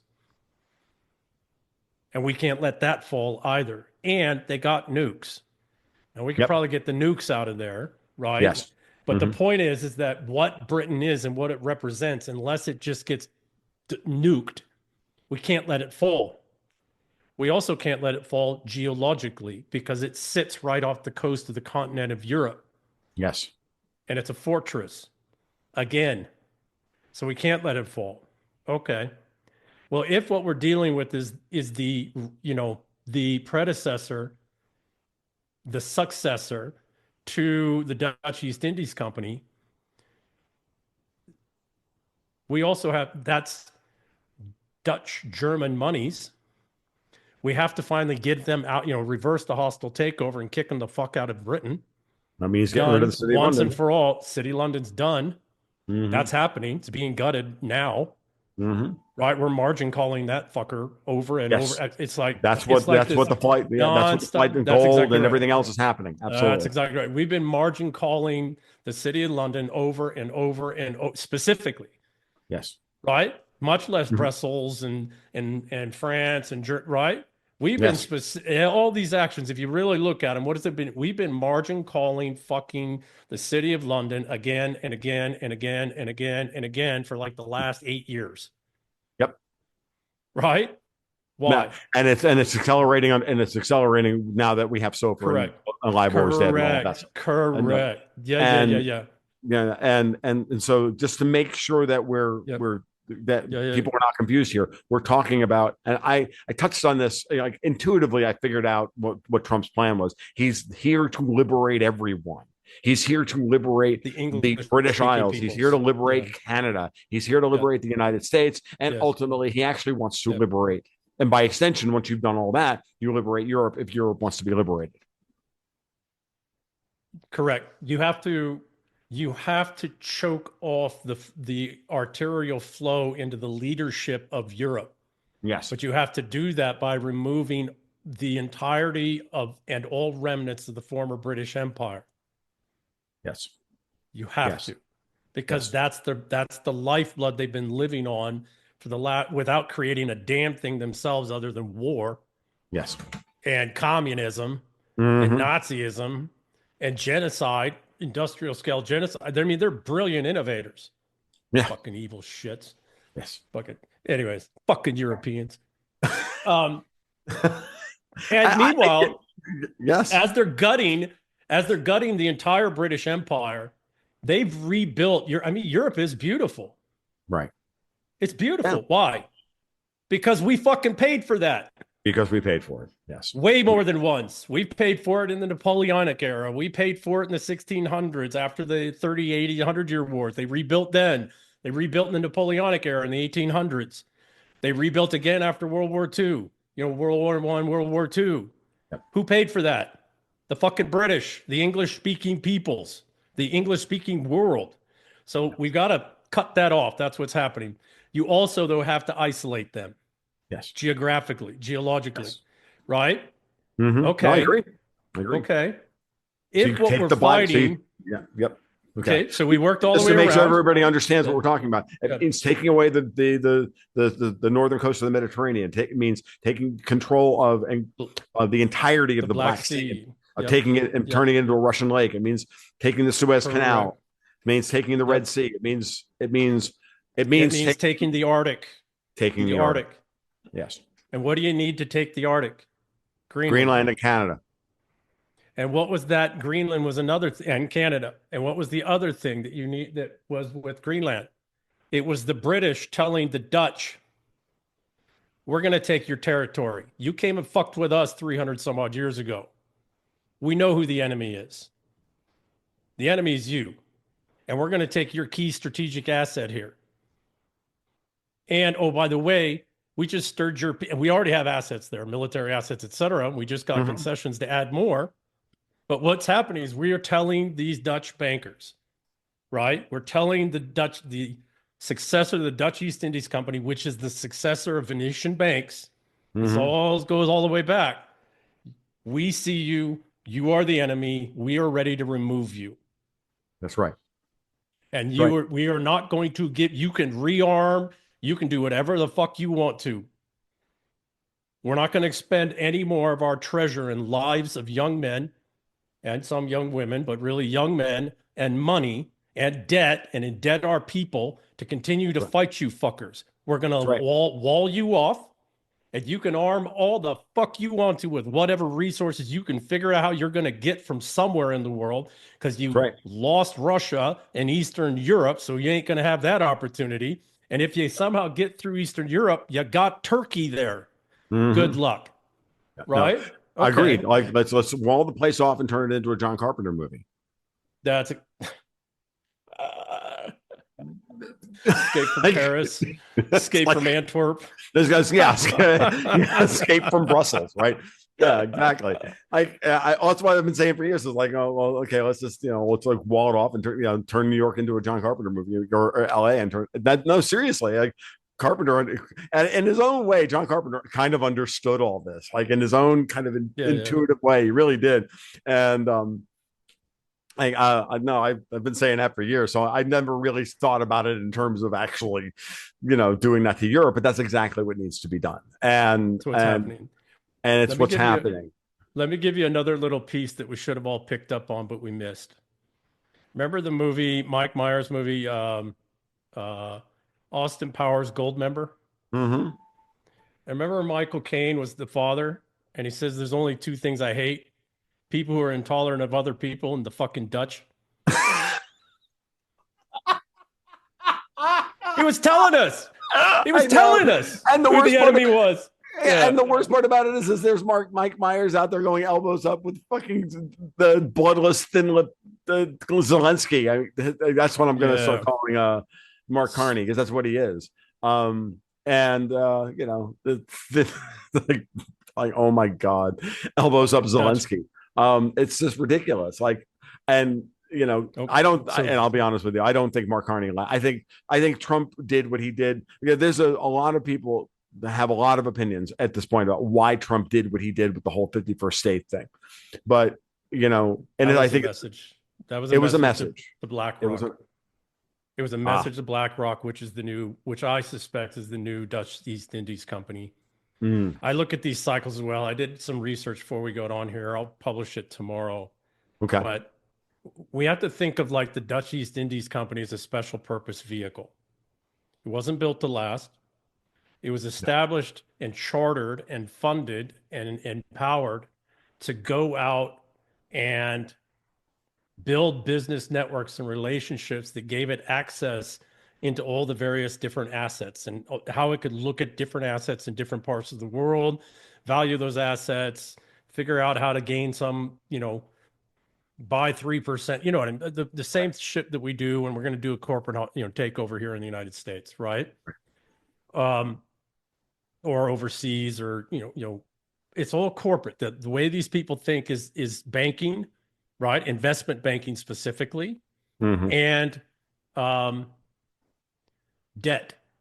How do collateral, debt, and the methods and mechanisms by which you use debt to acquire those assets to collateralize further debt somewhere else. They don't get any more complicated than that, right? Now it's Yep. ludicrously complicated in how it plays out, but the Right. key piece in there is that step where they have to go out and identify the assets. Well, Mm-hmm. they have to have a viable reason to do that because nobody's going to tell you. They're not going to open the books to you. They're not going to show you. Right. Well, when you got a $22 trillion fucking assets under management, people are going to open their fucking underwear for you, Right. Yep. right? So, but we can take care of that. Like we do not have to do like that's why I'll be honest with you. This is part of the reason why now we really start to think about what Trump is talking about, which is I can replace taxation with tariffs, and nobody wants to admit that he could because he Yes. can. Oh yeah. Oh yeah. Um, Yeah. and if his initial numbers that he's throwing out there are correct, that he's saving the United States $5 billion a day right now, that's the national debt. That's the budget deficit. There's You another signal cut. in there. There's There's a another big signal signal. that there's another signal that a bigger, somebody like you, one of you organic chemist, in Mm, the chemical engineer, in the mm, engineering world, right? We've got the layers of intelligence. right. Um, we've got the civil engineers, the mechanical engineers, electrical engineers, and then you fucking chemical engineers, right? Uh-huh. So uh, it would take somebody bigger brained like you than me to know these things and work them out. But there was a signal in there a couple times, and then it Mm, went away. Okay. And it came from several different sources, which um, gives it more credence. Okay. And whether it's true or not, what it signals is very interesting. And the articulation was basically our debt's not as big as we're told it is. yes. That a lot of this debt isn't actually real. It's debt owed to entities from other entities within the same entity. Mm, So right. what happens again? I keep going back, so I get it now. Dutch East Indies Company, Venetian banking. This is all legit. People can look this all up, right? Okay, how do they think? They think like corporate raiders. Right. And corporate raiders don't think about building an asset that lasts. Corporate raiders make all their money in the transactions and the chaos. Yes. And then they'll Yes. hold on to a small number of key assets, which is why BlackRock has the tens of billions of dollars of actual value, is that they've actually held on to some of those key assets. But that's not how you create wealth. You create wealth in the chaos and the transactions, Yeah. in both the Yep. putting Yep. together and the collapsing, Yep. It's you and right? you set the collapse in motion through um being on both sides of the trade, creating volatility and vol washing all the small Correct. players out of the Correct. market until you're the only person Correct. left, and then you're on both sides, and then you're the market maker on both sides of the trade. Like Correct. Correct. I watched this shit going. Been watching this shit Yeah, for yeah, 20 yeah, yeah, years, yeah. and Okay, so there's another thing on the cleanup side, right? On the collapse side of things. So you create, and I watch this because my back's tech and telecommunications and specifically, but fintech before that. Um, Although on the telecom infrastructure side, et cetera. I watched this in the 2001 through 2007 era in Mhm. the post-dot-com on the telecom, because we invested about $1 Right. trillion in telecom infrastructure around the world, and it was all collapsing. I watched this with companies like Alcatel and Lucent and spin outs. There was all these companies, they go by, they agglomerate, and then they'll spin a company out, saddle it with massive amounts of debt, Yep. spin it out, do an IPO, right? Okay. Right. You can only do that so much. There's only so much appetite. And then you're not going to get the value of those assets when you try to do an IPO that's worth doing the thing. So what do? You have all of these cross entity debts to each other. You just bankrupt them all. Debt disappears. Yep. So Yep. if what they were signaling is that a lot of this debt is just entity to entity under the same parent debt, what happens if they start just collapsing some of those entities? Those debts go away because the entity to which that debt was owed is gone, doesn't exist anymore. Hmm.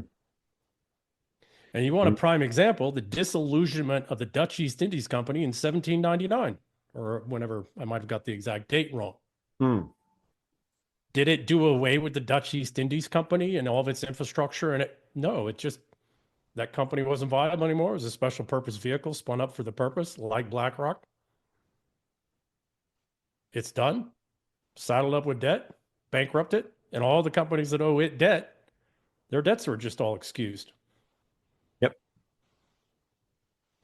So all this debt that that we have out there. Well, this is when I'm flashing now when you're talking about that, and I'm thinking about what we heard from Stephen Mirren and the Mar-a-Lago Accords, Mm-hmm. Yeah, yeah, yeah. and the threat that Trump threw back at Europe and said, well,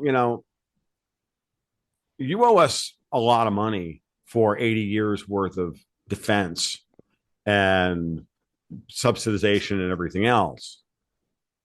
That's exactly Would it. suck if we were to turn around and, reissue all the debt that is on your balance sheets, on your national balance sheets as And 0%, 100 years, 0% coupon throw debt. in arrears on the UN and the World Health Organization Yeah, and the yeah, World all that Bank and stuff. the IMF and throw it all in Yep, there.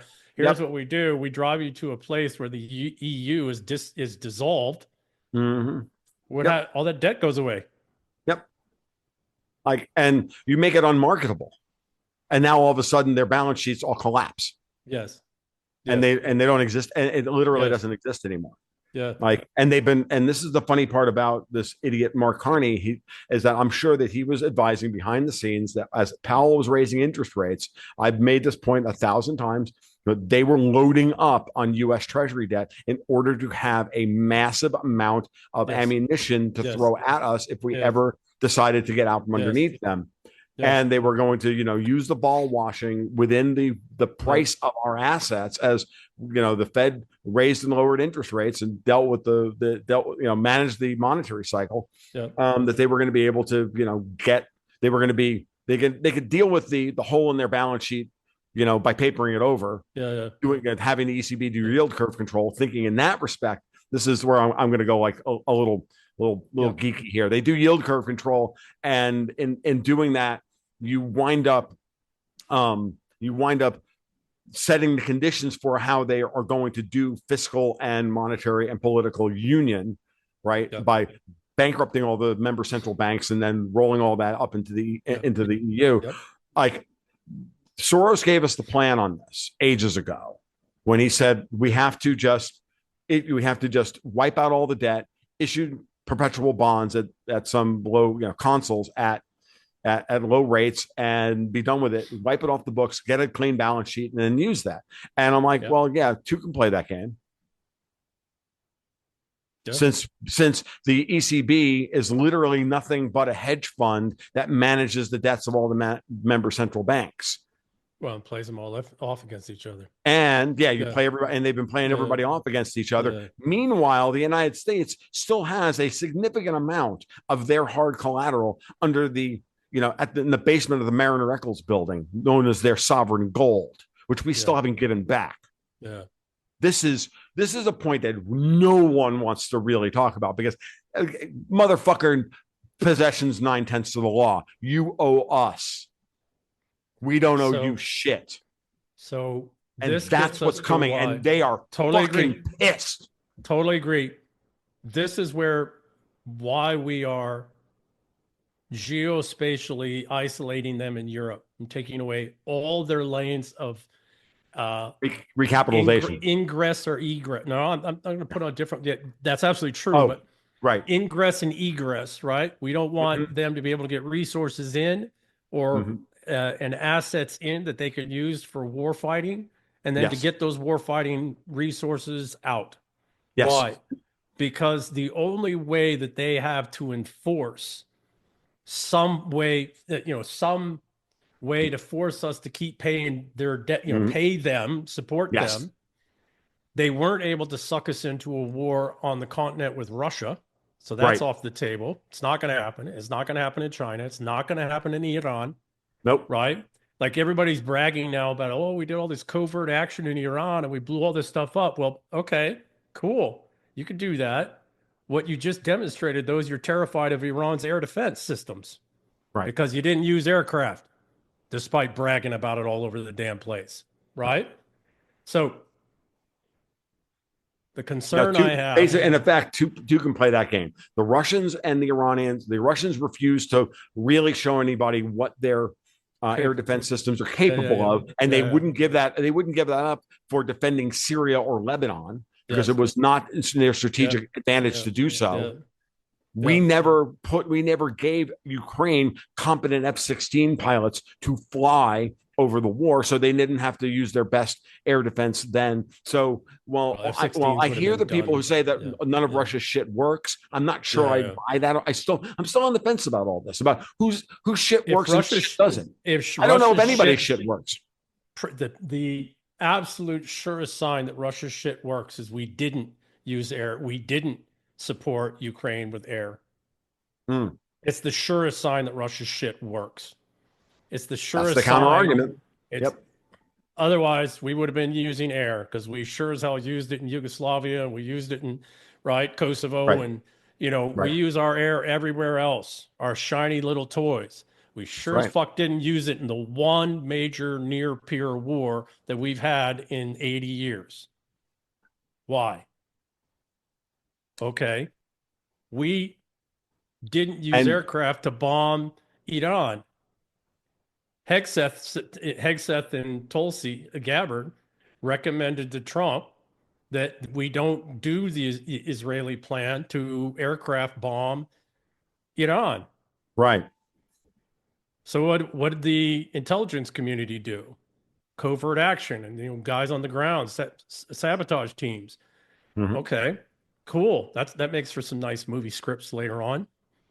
But you just proved that you can't use aircraft. Right. Because the Israelis would have gone in alone. Right? Yep. And maybe got some of the European idiots to go with them. So here's we have to, though, look at history because Fukuyama was a fucking moron when he said that history's over. Okay. Yep. God bless him for, having so much hope in humanity. Right. He obviously was not Scottish or Italian, or we would have fucking told him, "Are you a fucking idiot?"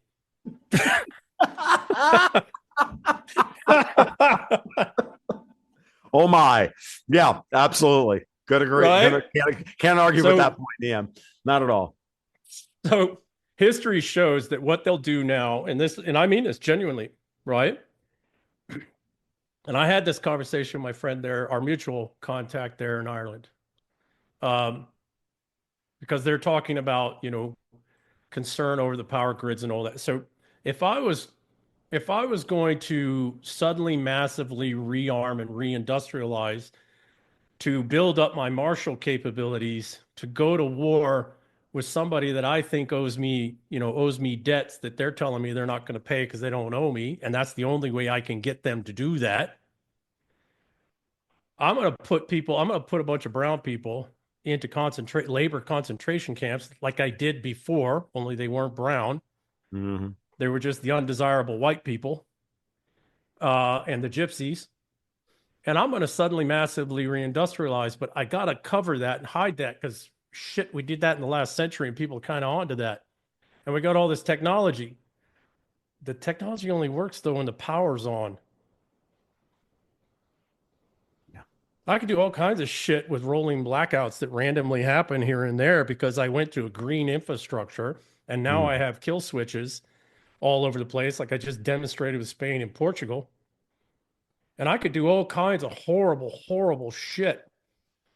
Nowhere obvious, moving it around, right? Mm-hmm. Where'd those people go? Oh, we're stepping up anti-immigration and they went home. Well, they're not documented. Nobody knows who the hell they are, where the hell they came from. I got cops here in Idaho roll up people and they're like, they have no ID, no identification whatsoever, nothing to identify where they come from. We can arrest them. Nobody knows where to deport them to. Right. You know why they're deporting the guys right now to the criminal ones, etc.? If you notice, the people they're deporting is the people that they know where they come from. Right. We've got fuck tons of people in this country. We have no idea, and Europe's way even worse. We have no idea where the hell they come from. Well, guess what? If I was to do some evil shit to reindustrialize, rearm, and recollateralize my system because there's no other way, because nobody will play with me anymore, because I'm a horrible bitch, cunt, fucking Nazi, right? And my toys, the Marxists, aren't working anymore. So I got to do it myself. I would do some horrible shit. It ain't like they didn't do it before. Right. How else do they recollateralize their own system? They forced reindustrialize. How else do they do that? Well, slave labor. It's the only way. Slave labor and debt and asset stripping and everything else. And they're Well, going to asset stripping, absolutely. Yeah. they're going to asset strip. Well, now they're going to asset Yeah. strip their own, but the only assets they have to strip It's their own are people. their own people and Canada. They still have Canada for at least for now. Let me agreed. And that was the statement to the Dutch again, right? Mhm. To gold member. That was Trump and the American power system signaling to gold member, Canada's ours. Yeah, Canada's ours. Good luck.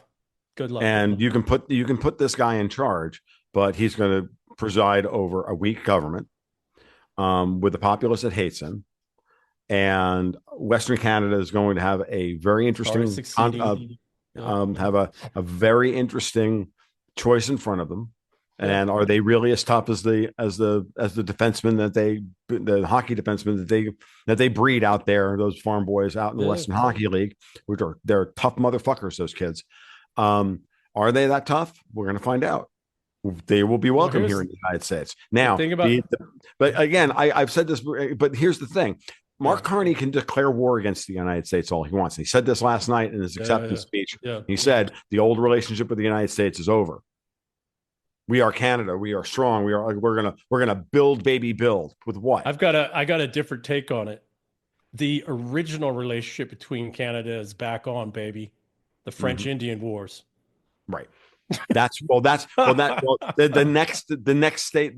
That's nice that you can say that. What you're saying now is, oh, we don't have to treat you like a neighbor. Well, Correct. Yeah, sorry, correct. we don't have to treat you as our Correct. ally Correct. anymore. That's nice. We're now going to park four Yeah. tanks on, on the road that connects Yeah. Yeah. Yeah. the Yeah. Western Yeah. Canada from Ottawa, Yeah. and the war will be over in a week. And what are you going to do? Bomb the Or, Arquette family?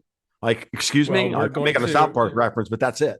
yeah, That's yeah. what they We're going have. to, we're going to actually roll 3 tanks into the city of London and you're done. Right. Like that's You're this done. is well, Yeah. and this is so, Em. This is I've been meaning to ask you or bring Yeah. this up. So the entire conversation, Mm. which is flashback to Trump's first term when he met with Queen Elizabeth, Yep. Yep. and the immense amount of opposition that Yep. was that was that was surrounded that meeting. Like everybody was getting the vapors, and they were all like, "This man can't meet with the Queen," and blah blah. This is not possible. And I'm like, and what do you think this is about, folks? And I didn't understand it at the time, right? I thought I did. I just like there's something going on here. I And I think, really do yeah. believe that Elizabeth, in hindsight now, I think it's pretty obvious that Elizabeth was trying to get Britain, or get Free. reestablish English, Free. the Yeah. English Sovereignty. Yeah. civilization, a English sovereign sovereignty. England, Yes. right? Yes.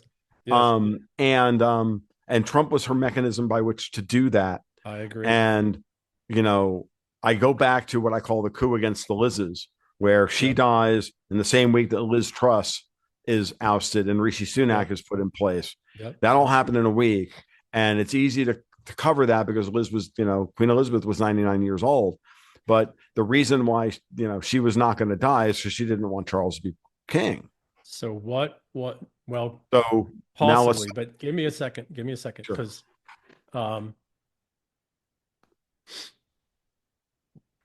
Dutch East India Company, Mhm. India.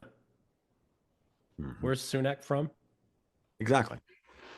What's the shit about the Indo-Pak conflicts? I know. Right? So people are like, I've been okay, screaming India was about. in the British Crown. It's like, no, no, no. This hostile takeover happened in 1688. India fell under the Dutch, Yes. ostensibly the British, but actually the Dutch, right? The Uh, continental power system, financial system, and right. they can stir up all kinds of problems, Yes.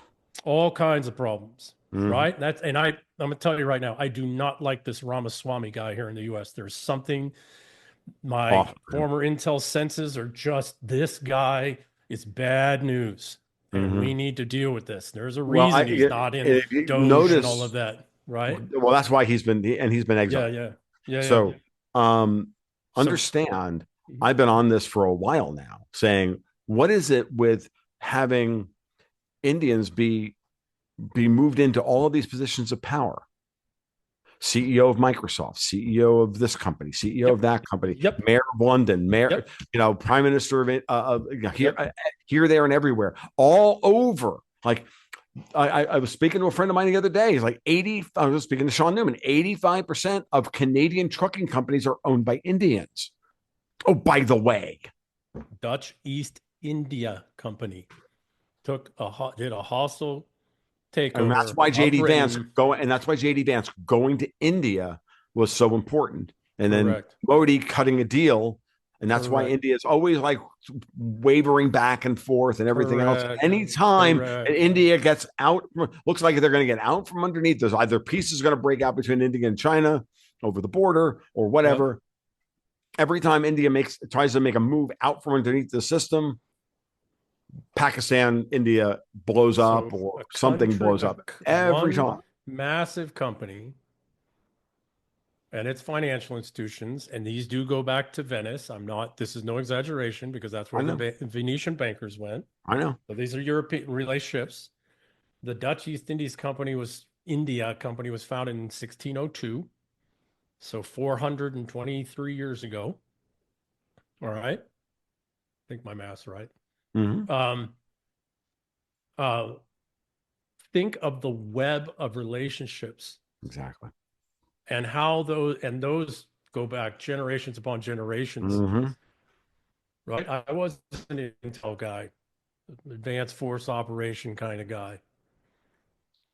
we spend immense amounts of time and energy and resources trying to build these kinds of human networks, these Mm, relationship networks, these relationships between banks and companies. Like, as you know, in the banking world, it's pretty hard actually to do a banking transaction between two entities in two different parts of the world if you're dealing with smaller, not the major banks, right. which is where most of the banking in these parts of the world happens. The bank, you'd have to have a relationship with that bank. You have to be introduced in the right way by the right person, et cetera. Well, for the Dutch East Indies Company and the Venetians before, which were traders before and doing Hmm. finance and all that before, who created this whole concept and idea, the banks, Right. those relationships are already there. They can move all kinds of monies Right. or messages. They don't even have to move Yes. monies. They could just move messages. I Or know. I or know. there's these things called historic accounts. I don't know if people are familiar with these, but these are old accounts. Some of them are very large, and they sit in certain banks around the world, pieces here and pieces there, et cetera. And there's these very complex, arcane procedural structures with which to use some of the proceeds. Now, you can't use any of the principal of these accounts, Right. but there's limitations depending on the charters. But all of that's a cover for this massive hidden banking system that's hundreds of years old around the world that is less about banking and way more about relationships and the Yes. ability to pass messages and the ability to coordinate and the ability Mhm. to provide instructions and cutouts and law firms and all this complex infrastructure that's ludicrously expensive. Well, it's all been in Yes. place for 300-400 years. Yep. I think we're finally standing up to it. And I agree with you. Back to Her Majesty, who's hanging on my wall over here, Mm. right?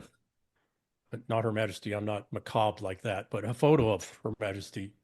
Um, I just wanted to clarify that in Yeah. case Yeah. Because this is an audio podcast. weird So yeah. fucking people out there. Yeah. Exactly. Yeah. Um, uh, where is Trump's mother from? Scotland. Scotland. I know. Trump, I think, and I believe this personally, and I actually think that His Majesty the King is playing the tragic character very well because he is a tragic character. Okay. I don't think he's long for the world very much. You mentioned the fingers. That's kidney. Hmm. So he's got kidney failure pretty bad. You can see it in Yes. the fingers, the tone, etc. I Right. suspect he's already being dialyzed regularly, probably has for several years. Well, he's got and supposedly he has cancer, Yeah, so possibly has he could be on cancer. prednisone and everything Yeah, else, and exactly. chemo's So not working. There's 100 different reasons yeah, yeah, that. yeah. But Yeah. cancer is the one we use because we don't like to talk about kidney because you can go, with kidney stuff, you can go any day. Right. Cancer, we can say, oh, we're dragging it. You know what I mean? Right. I think he's doing his part, playing his part as the tragic, hated Charles, right? It's always a Charles. It's the other thing. Why did he keep King Charles III? Charles is a cursed name in English royalty. Right. The Mm. first Charles lost his fucking head. That's true. Yeah. The second Charles was dethroned, basically dethroned for being a useless drunk womanizer and replaced. He had no power. He was also so why did he keep the name Charles? He could have used George. It's not like he Hmm. doesn't have 7 fucking names in his name that he could have picked one of the good ones. Right. Okay. Right. So I think he's playing a role in a character. I think Mm. I believe that the old American families who are all English, they all consider themselves English, just like the Right. founding fathers of this country. And some of the few remaining English families said, enough is enough. It's time to get these fucking Dutch out of our country and Mm. get rid of this control and break all of this before it takes, before they force us into the collapse phase of Right. the kill chain. And Wow. I think that Her Majesty handed, just like happened between Rome and Constantinople 1800 years ago, well, 1700 years ago plus, I think that the torch was passed of the English civilization was formally passed in probably a knighting of Trump from Her Majesty.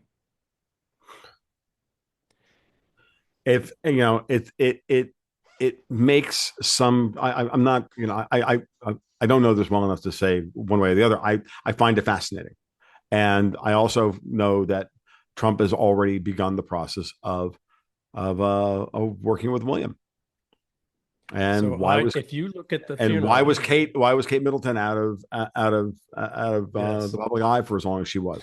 Why, yes, yeah, yes, these things are very yes, important. and she's from a very old family. Yeah. Um, Give me a second. Not a noble family, but a very old, prominent family, the Middletons. Um, the funeral, the Pope's funeral. Mm-hmm. Who wore black and who wore white? I mean, blue. Trump wasn't the only blue. Right. His Royal Highness Prince William also wore blue. I'd almost guarantee you that if you took a closer look at that, it was the sea powers, the British maritime powers who were wearing blue. And Mm. it was the Continentals who were wearing black. And it was a Mm. subtle, but not so subtle signal from the maritime powers. We're done fucking playing your game. You told us all to wear black suits. Fuck you. We respect the Pope and the power of the Pope and And we respect and the the church Catholic and everything people, else. Right. exactly. But Right. fuck you. We are a maritime power. We are not beholden to you continentals ever again. We are done. We are out. And we are Yep. taking control of the geographic, geological space and resources necessary. You all can do whatever the hell you're going to do inside. We're done defending you. We're done bankrupting or bankrolling you. We're done rebuilding your cities. If you fuck each other now this time, we're not coming to your fence. We're just walling you off. That's right. That would be the preferred outcome for all of humanity. The Chinese Yes. want it. The Russians want it. We want it. The The, Middle East wants it. The the Africans The fucking Middle want East, it. absolutely. The Africans want Right? it. Everybody wants it. Yes. Yes. Well, I mean, this is, um, interesting little note this morning. Mm. And my Baker Street irregulars that are my Yep. patrons Yep. Yep. noted this one, that Putin invited the current leader of Burkina Faso to the May 9th Victory in Europe Day celebration, and not Emmanuel Macron. Mm. Oh my God. And another thing, and again, an English friend of mine, Twitter mate of mine, that I chat with all the time in private message. He's like, do you not think it's a little weird that there's no discussion or no preparation for the 80th anniversary of Victory of Europe Day by the Europeans? Yeah. Meanwhile, the Russians are making a big deal out of it, right? Yes. And I'm Yeah. like, there's a reason for that. Because at this moment in time, these people do not want to remind their populace Yes. that they had to be saved by the Americans and the Russians in the last time they went to war. I actually have in agreement with what you're saying, but one more piece. Sure. From the very same people who are doing it to them again. Yes, exactly. Right? That this time they can't play that nostalgia card. No, this time the Europeans have to deal with their own leadership. This time the Europeans have to remove their own parasites. Yes. We cannot do it anymore. Yes. We're happy to help, and we're happy to help them do it. Absolutely. Absolutely. This is the key that this is the thing that I interact with Europeans who cannot get past this. Yes. This all the time, and they yell at me on Twitter, and they yell at me. Yeah. They pay my bills, and they yell at me about it, and they just don't see it, or they don't want to see it. I'm like, it's so very obvious, but you have to want it yourself. And what you're arguing for me, what you're saying to me, is you can't see a way out of this in any way. And so you'd rather wallow in your own learned helplessness and then blame Trump for not liberating you. And it's unhealthy matriarchies. It's unhealthy matriarchies. There are families in Europe that are, the House of Garcenda, House of Eleanor, et cetera, are 700, 800 years, 900 years unbroken on the female line. Male lines rarely go beyond 200 and 300 years. Right. Rarely. And rarely do they even get beyond 125, 175 statistically. But there are very old matrilineal lines that really own all the assets and control everything in Europe. If you see it in that context, and these are the old royal houses and noble houses and banking houses, because they all intermarried, etc. What is how it's the female mind. It's the estrogen. And I'm not picking on women, right? Right. But men and women are different. That's And the left hemisphere dominated women are very different than right hemisphere dominated men. And mm, nature designed us this way. So we'd be a good complement. mm-hmm. But Europe is very estrogen based, even in its, look at fucking Macron and look at Mm-hmm. Keir Starmer. Right. Look at the female hips on Starmer. I mean, talk about estrogen, Right. right? So what it is this estrogen based mind that wants the testosterone based mind to pay for everything and solve all of its problems. Right. And the man and the husband in this case, right? The man in this case is, I can't do this anymore. Right. So I have to divorce you. Mm-hmm. And I know you're going to throw everything you can at me Mm-hmm. to prevent me from that. And I know I have to stand resolute, and that's not going to work. And I know that the kids are going to get caught up in all of that, in all of this. And I know the system is on your side, woman, the whole regime, the whole system, etc. But go ahead, throw everything you got at me. I have to stand firm. I have to stand strong. I have to stand resolute. I cannot let you burn or destroy any more assets. Mm-hmm. I can't let you sacrifice our fucking children in useless fights or total bullshit anymore. I can't, because I love the family. I love humanity. Fuck this transhumanist bullshit. Fuck the singularity fuck all of that shit. These kids, this is my family. And I will go ahead and stand and I will harden myself, and I'll get the right attorneys and the right banks and the right financial structures and right trust accounts. And I know I'm going to get hit this, and this way, but I have to divorce your fucking ass. That's right. For the children. And some of our children are going to get lost in this because you're going to fucking go nuclear, because that's what you are, you crazy fucking bitch. That's fucking Europe right now. No, I know that is exactly how they're acting. Like, this is hell hath no fury like a woman scorned, and here we are. Like, and it's hell hath no fury like a woman served papers. Well, I think I agree with you. This is why I think that the next 100 days of Trump's presidency are going to be the most dangerous. Yes. Because by the time we get into the fall of this year, I think if they haven't, deposed him or anything else, like, it's over. And they have to unleash hell in our country. Yes, and they're going. So using the divorce, analogy, she has to unleash hell in the man's house, mm-hmm. in his own family, his own network, his own house. She has to, or she has no chance. Yep. That is where we are. I think that's a good way. I think that's a good place to end, actually. This has gone longer than I normally do, but this has been a fascinating conversation. I've really enjoyed every bit of it. And I've really enjoyed, really bringing out as much. I love it when I get somebody on the other side of the microphone who is as riled up about this stuff as I am.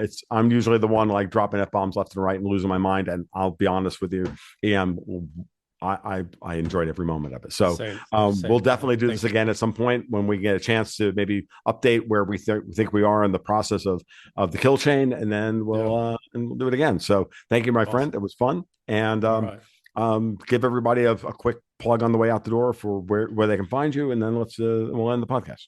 Yeah, well, it's been great, Tom. Been a long time coming.